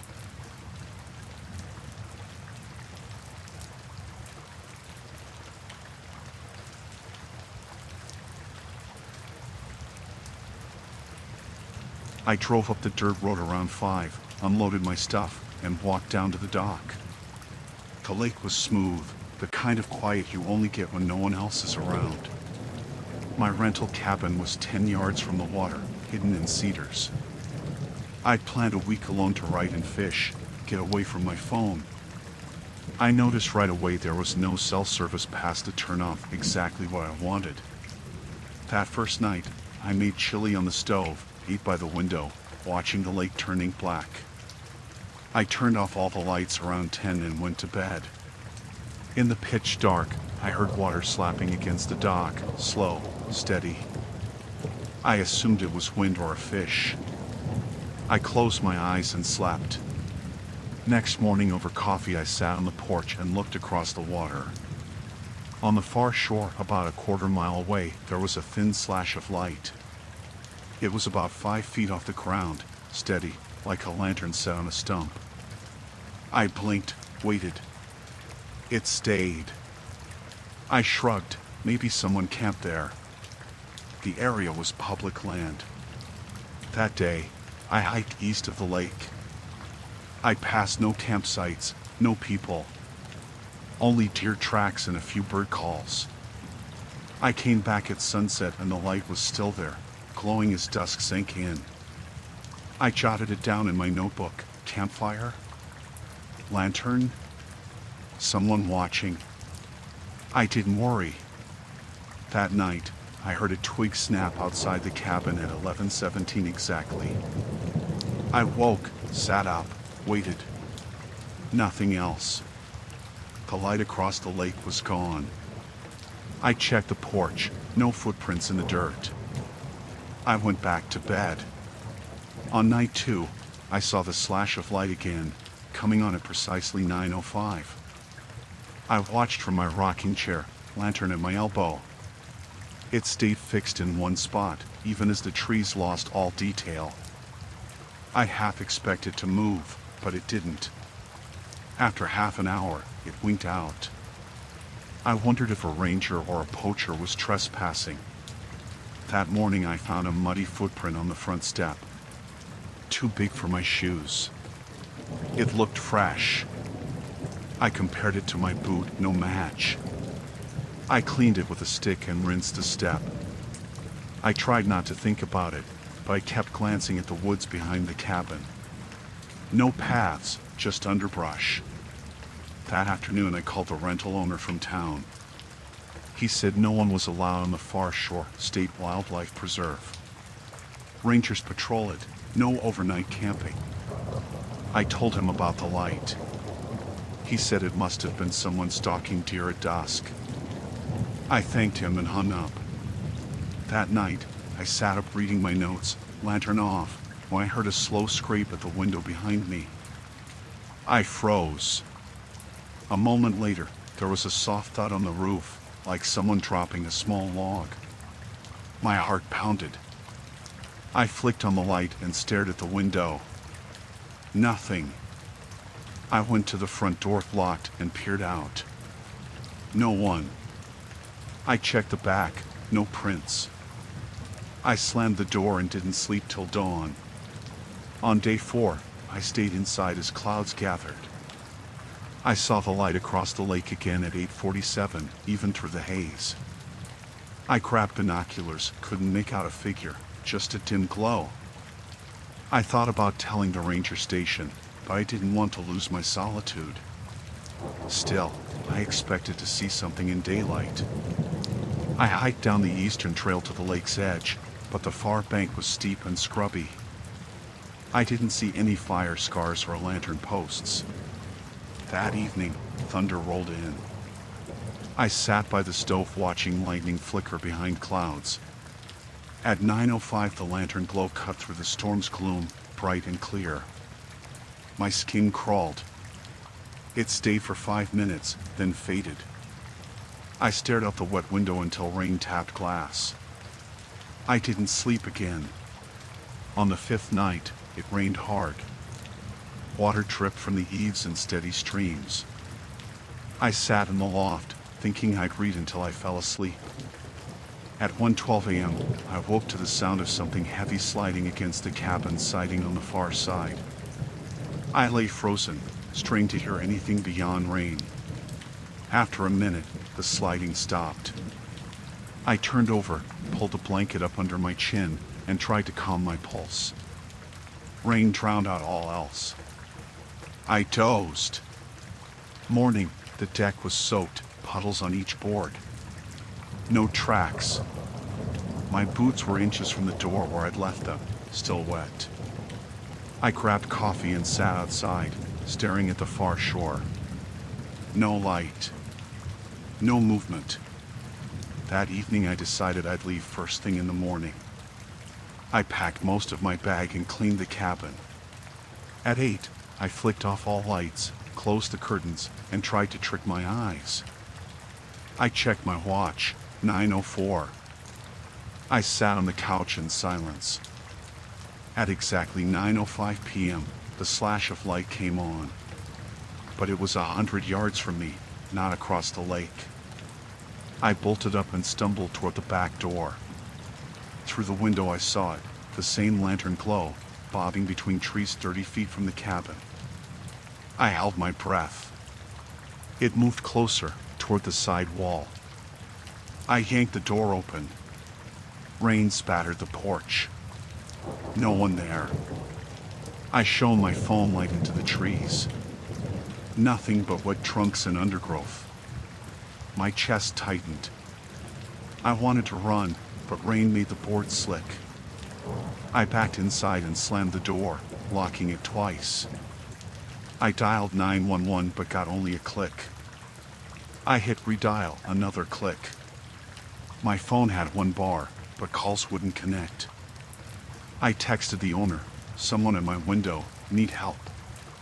No reply. I dragged a chair in front of the back door, then braced the couch under the doorknob. I grabbed a heavy cast iron skillet from the stove and sat on the couch, shaking, waiting. My phone buzzed, a single message from unknown. Good night. My stomach dropped. I stared at the screen, then at the door. Rain pounded. I hugged the skillet tight. Minutes later, I heard soft footsteps on the porch, barefoot, light, stepping slowly toward the back door. My pulse raced so loud I thought whoever was out there could hear it. The steps paused. Then there was a quiet knock at the kitchen window, gentle tap, tap, tap. I swung my light over. A face filled the glass, a dark shape, chin pressed to the window sill, eyes reflecting my beam. I screamed, dropped the skillet. The thing at the window ducked away. Splintered boards snapped outside, like someone breaking brush to circle the cabin. I leapt to my feet and sprinted up the stairs, crashing through the loft, tripping over my bag. I burst into the bedroom, yanked open the window, and jumped onto the ground below. I tumbled in the wet grass and scrambled for my bag. My boots were by the back door. I pulled them on and sprinted across the clearing toward my truck, heart in my throat. I didn't look back. I skidded on gravel, tore open the door, and slammed it shut behind me. I fumbled the keys and turned the ignition. Tires spun, engine caught, and I peeled out, headlights spraying water across the road. I didn't stop until I saw a lit gas station on Highway 35. I flagged down a highway patrol car and told them everything: the light across the lake, the one at my cabin, the message, the face at the window. They radioed for backup and escorted me back at first light. When we got to the cabin, there were no footprints in the mud, only my boot prints leading in from the truck. No lantern, no campsite, no sign of anyone. The patrolman said it might have been someone cutting between trees, but deep woods leave no tracks. I left that day. I went back twice with more officers, with rangers, with search dogs. They found nothing. The state patroller told me sometimes people vanish into those forests, but no one shows up. I haven't gone near that lake since. Sometimes at night I wake and see a dot of light flickering in my mind, like someone waiting in the dark, just beyond sight.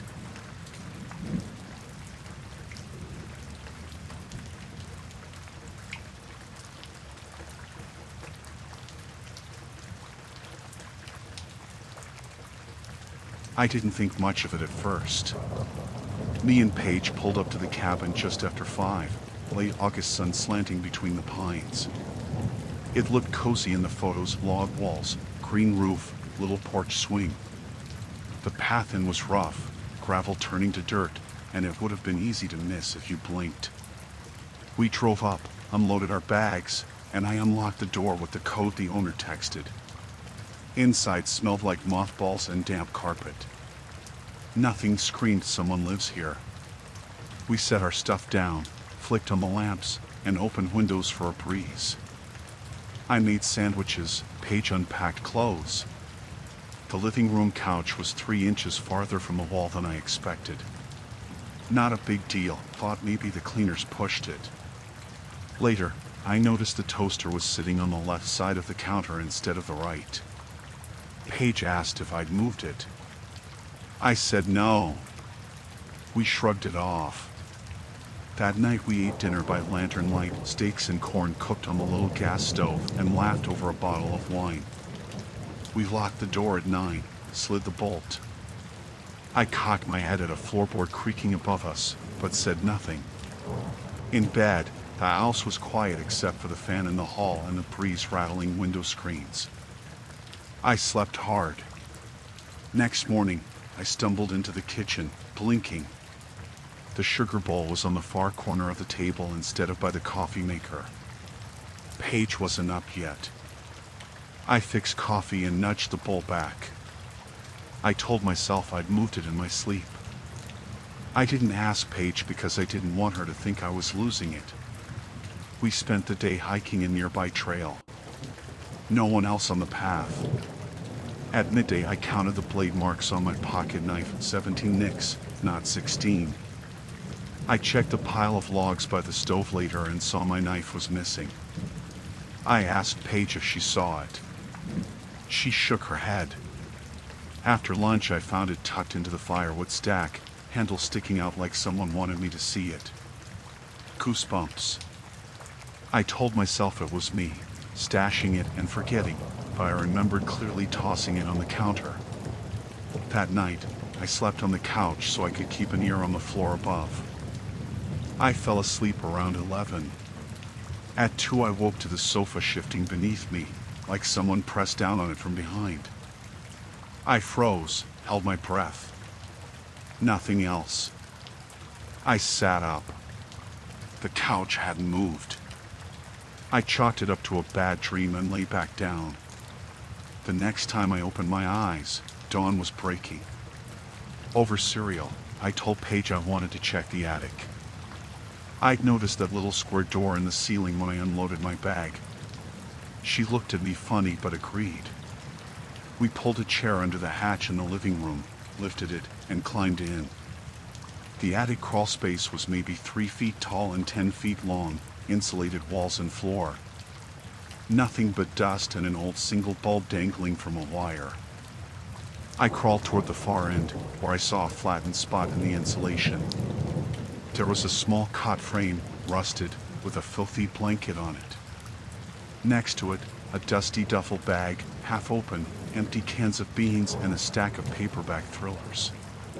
On the wall, someone had taped Polaroid photos, shots of the cabin windows, the porch swing, an empty beer bottle on the table. My face was in one, asleep on the couch. My heart pounded. I whispered Paige's name, and she stayed frozen at the hatch.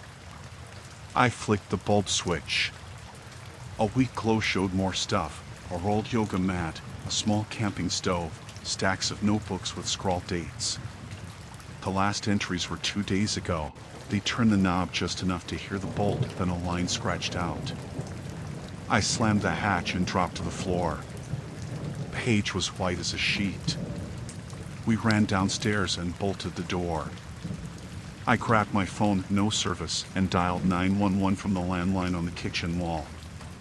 No dial tone. I tried again. Click. I shoved my hand through the boards under the sink and ripped out the cable. Nothing. Electricity still worked, so the phone jack was fake. I found the old screwdriver by the fuse box and popped the circuit outside. Lights died, windows plunged into gray dusk. I covered my eyes and listened. From above, soft creaking, shifting insulation like someone walking on boards. Footfalls very slow, measured. I whispered, "He's up there." Paige grabbed my arm. I told her we had to get out. I opened the front door, locked, blocked by chairs and a ladder. All our limbs cramped from loading the car this morning. We shoved the chairs away, wrenched the bolt, and ran. Halfway down the drive, I looked back. The cabin windows glowed faintly orange, no lanterns in the attic crawl space. I sprinted to our car, jammed the key in the lock, doors clicked open. I hit the gas and tires spun on gravel. Paige was silent, head pressed to the window. We called the sheriff from the highway just as the cabin's 3 lights went dark. He told us to stay on the line, that deputies were en route. We parked at the nearest turnout, waited 20 minutes until headlights appeared behind us. We led them back, no one in sight. Doors locked, windows shut, no prime marks. No chairs from inside. No ladder. No footprints except ours in the dirt. They searched for hours, hampered by woods and night. The deputies found the cook pot lid I dropped, a boot print in the leaves behind the cabin, and that was it. No hidden room, no soft mat in the attic. They couldn't find the hatch. The next morning they told us the attic ceiling looked smooth, no signs of recent cut or fit. The landlord came by, apologized profusely, said he'd never heard of squatters there. He offered refunds, but I didn't care. We left the cabin for good at first light, sun slanting through trees that suddenly felt menacing. Back in town, I slept in a motel room with a chain lock and 2 deadbolts. My nightmares still stick to me, muffled breathing in the ceiling, the sweep of a flashlight beam across my face and sleeping bag. I checked my place for squatters the next week, crawl space under the porch, attic vents, everything. Nothing turned up. I sold my tools, turned off my phone ringer, and now I leave a floor lamp on when I'm home. Sometimes at night I hear a bump in my ceiling, a shift, and I wake thinking of that hatch, wondering if he slipped back in after I left, living quietly where no one thinks to look. And I keep checking the attic door.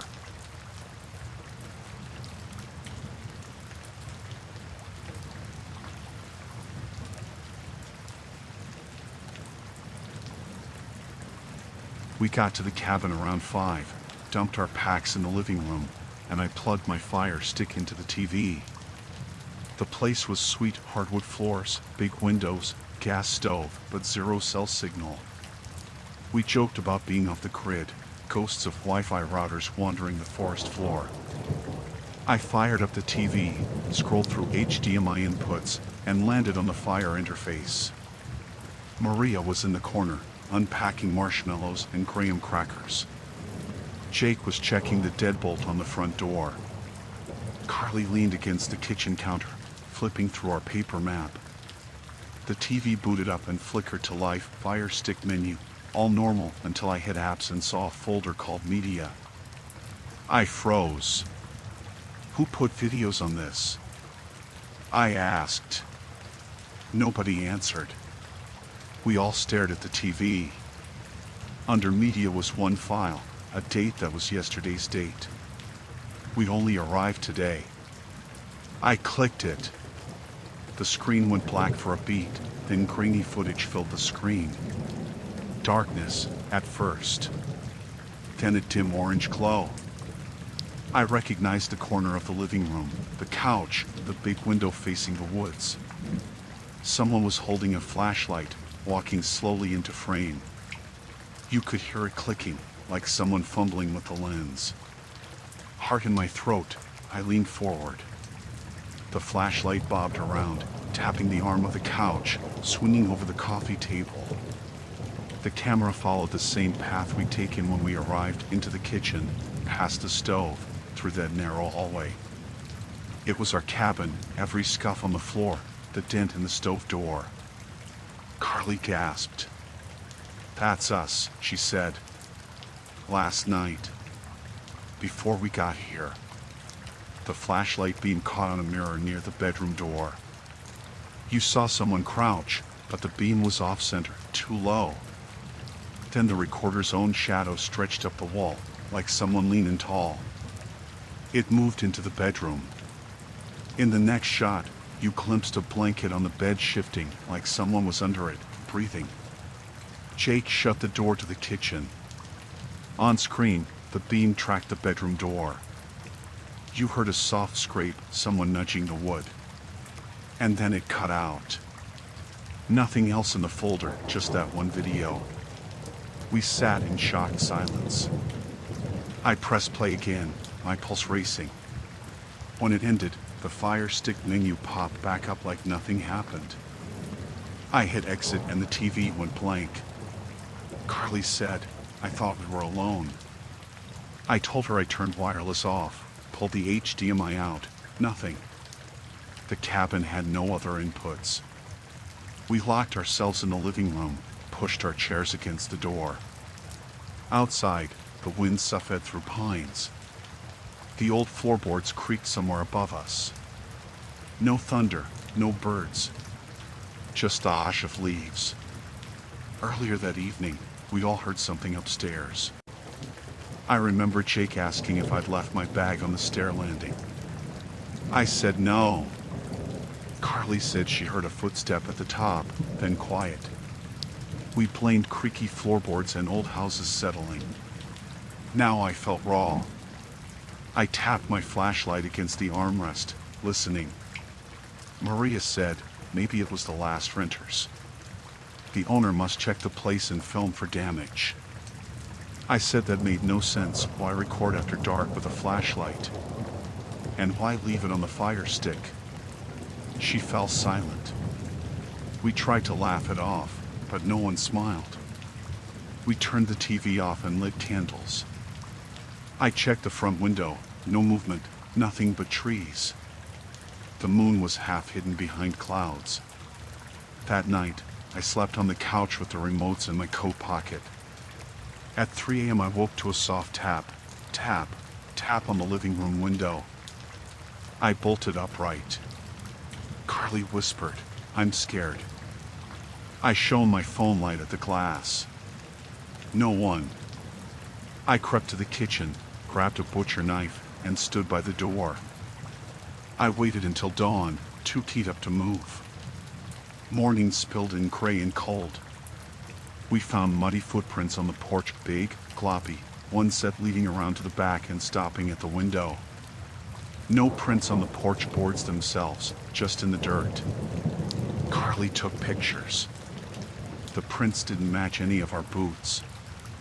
I was shaking as I packed a bag. Jake said we should call the sheriff. I tried my phone, no bars. We piled into the truck and drove to the ranger station 2 miles down. The ranger looked at our pics, nodded, and said, "We've had break-ins here before. Cabin monitoring system standard, but nobody leaves old footage like that." He radioed to dispatch. We headed back with him in a patrol cart. Inside, he checked every inch, no sign of break-in, locks intact, windows latched. He pried off the TV panel, no hidden SD card or drive. The Fire Stick was factory reset, no apps beyond standard. The video must have been loaded from the owner's end before we showed up. We sat on the porch while he checked for tracks again. He found footprints leading into the woods, shallow but fresh. Then nothing. Rangers combed the pines for hours with dogs. Nothing turned up. I told him we were leaving. He said to keep watch on the property, call if we saw anything else. I nodded, my hands trembling so hard I could barely light the truck. Back home, I kept thinking about the crouched shape in the bedroom, the way the blanket moved. I keep replaying the video in my head, the slow pan of the flashlight, the sound of my own cabin creaking, but out of sync by one day. Now, when I set up a Fire Stick anywhere, I check the media folder first. If I ever see a file I didn't put there, I turn it off and walk away. Because someone was in our cabin, walking with a flashlight, filming us before we even got the chance. And I can't stop thinking about what they would have done if we stayed one more night.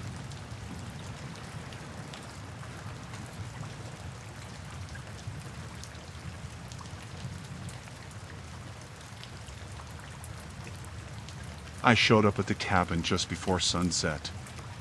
Me and Claire had driven in for a quiet weekend, no cell service, no Wi-Fi, just trees and 2 walls and a sloped-in roof. The place was basic but clean. There was a wood stove, a sagging couch, and a little front porch with enough chairs to sit in silence. When we unloaded the car, I noticed something heavy behind the porch swing, a big cooler, like a camping one, green and dented. It had a padlock on it, brass, old, with flecks of rust. I knelt and jiggled it. Locked tight. No key.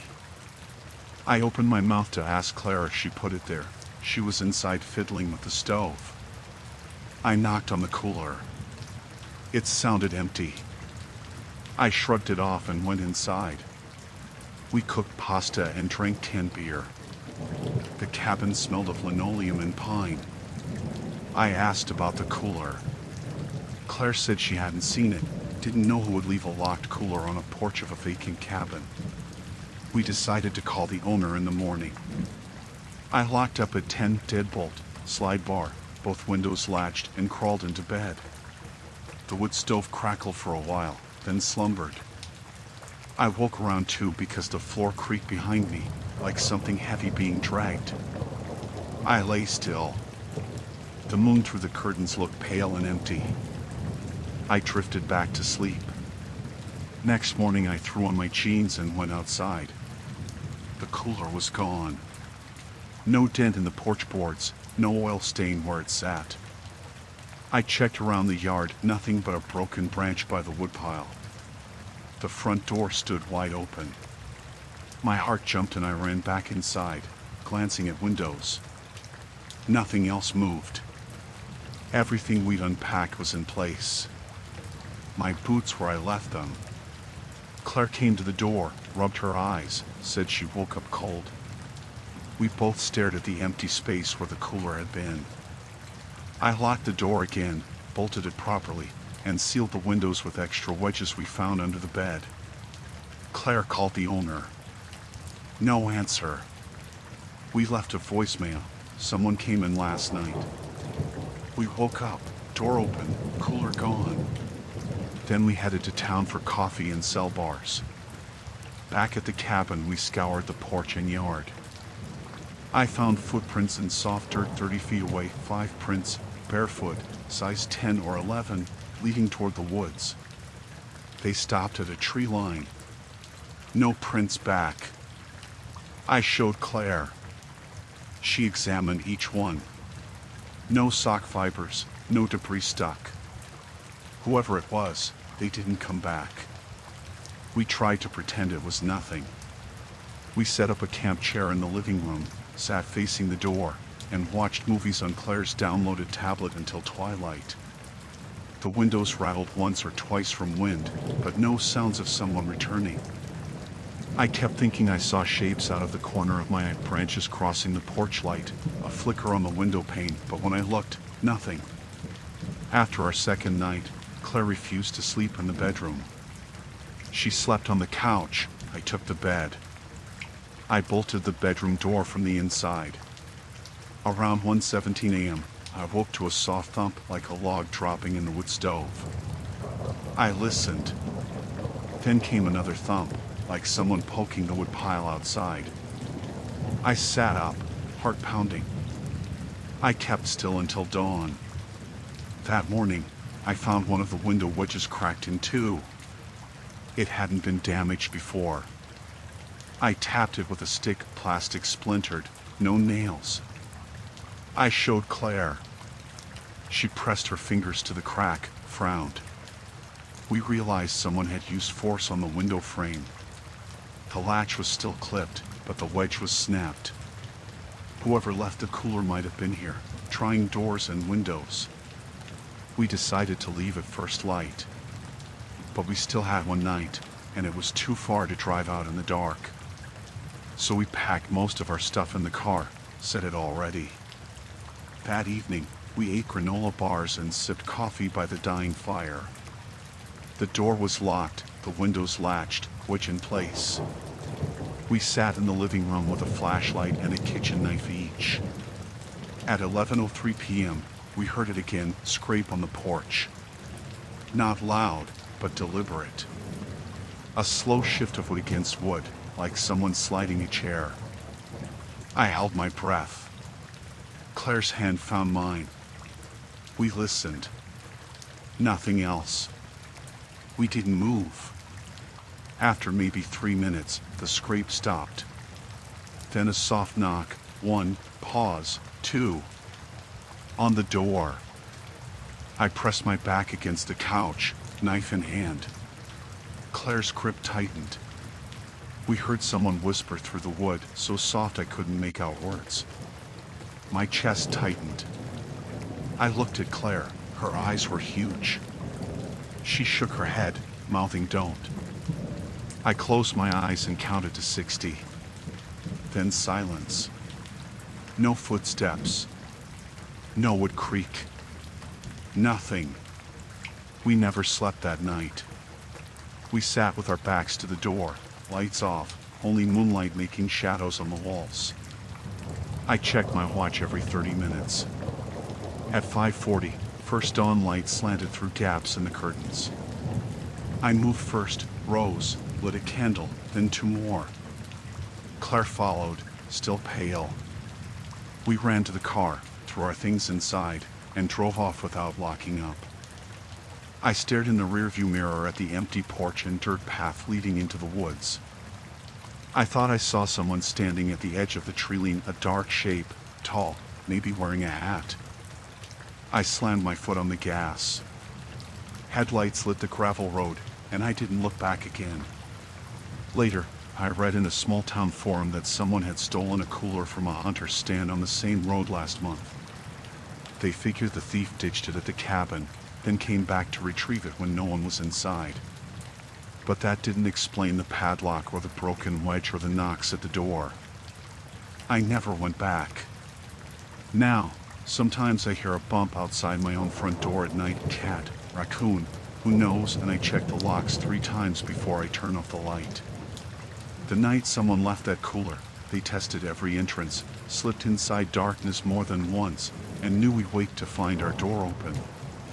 And they proved how easy it is to feel safe until you realize you're not.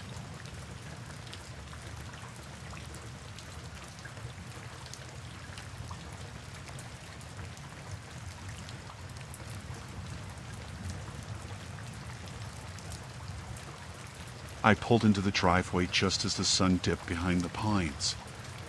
Me and Sarah had driven 4 hours for this weekend away, no cell service, no work, just a tiny rented cabin by a frozen-over lake. I unloaded our bags and saw something nailed to a tree about 10 feet from the porch, a mud-caked nylon dog collar, smeared dark red like old rust. It was screwed into the bark with a big framing nail, tag dangling silent against the trunk. I blinked. Sarah put down her bag and came over. She frowned, lifted the collar by one end of the nail. The metal tag was too rusty to read. I told her must have been left by hunters or some jerk passing through. She wrinkled her nose, said, "Let's just throw it in the woods." I tugged the nail with the claw of my hammer and dropped the collar in the brush. We didn't talk much the rest of the walk inside. The cabin smelled like damp cedar and old blankets. No electricity, just lanterns and a wood stove. Sarah stoked the fire while I unpacked. I kept glancing at the windows, wondering if someone watched us from the trees. She said I was being paranoid. I wiped sweat off my forehead and said she was right. That night, we ate canned chili and beer by lantern light. Outside, the wind rattled the porch boards like soft hail. I heard what I thought was a dog barking, just once, distant, half muffled by the trees. Sarah said it was nothing. I agreed, but when I peed outside later, I swore I saw a flashlight flick at the far edge of the lake. I stared, but it was gone. We locked the door, deadbolt, slide bar, both windows latched, and went to bed. The mattress creaked under us. I tried to sleep, but every breeze sounded like someone running a hand down the cabin's side, testing each board. I rolled over and listened until sleep took me. We woke to cold. I threw sticks in the stove. Sarah made coffee. The cabin filled with steam and pine smoke. I told her about the bark-deep nail. She said she'd found another nail in the woodpile but hadn't thought about it. I said whatever did it was probably careless. We ate oatmeal and planned a hike. On the trail, I kept checking behind us. At lunch, Sarah said I was jumpy, that I needed to relax. I agreed, but the forest was too quiet, no birds, no squirrels, nothing but our boots on pine needles. We circled back to the cabin by mid-afternoon. The front door had been left cracked, even though I remembered locking it tight. We didn't find footprints on the porch, just a crushed beer can we'd left there last night. I tossed it in the trash bag with shaking fingers. That afternoon, we split wood and filled water jugs. I noticed my new pocket knife was missing. I patted my pockets. Sarah said to check the woodpile. I unrolled logs, no knife. I swore I left it in my jacket on the chair. I climbed onto the roof to clear leaves out of the gutters and felt eyes on me, like something moving between the trees below. I scanned the woods. Nothing. I climbed down fast. That night, I slept on the couch while Sarah took the bed. I left the front light burning. Around midnight, I woke to scratching at the door, gentle but deliberate, like someone testing the latch. I grabbed the cast iron skillet from the stove and tiptoed to the door. I peered through the peephole. The night was dark, edges of the porch lit by fading bulb light. No one. The latch was still locked, exactly where I left it. I went back to the couch and held the skillet until morning. At dawn, I found mud-caked footprints on the floorboards, barefoot, large, only 2 prints just inside the door. The mats we put down were on the porch, not inside. Sarah saw them and cried out. I rubbed her back and called our rental owner. No answer.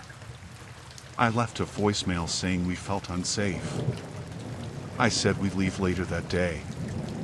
We made coffee, trying to seem normal, but every floorboard groan sent us both glancing around. And then Sarah noticed something on the porch, another dog collar lying on the mat. This one was black nylon, tagged shiny, clean. I picked it up and read the engraving, Sarah. Her eyes went wide. I dropped the collar. Tag skittered across the wood. We stared at it. Sarah picked it up again, hand shaking. The buckle was unclipped, like someone put it there and walked away. No blood this time, but the leather smelled faintly metallic.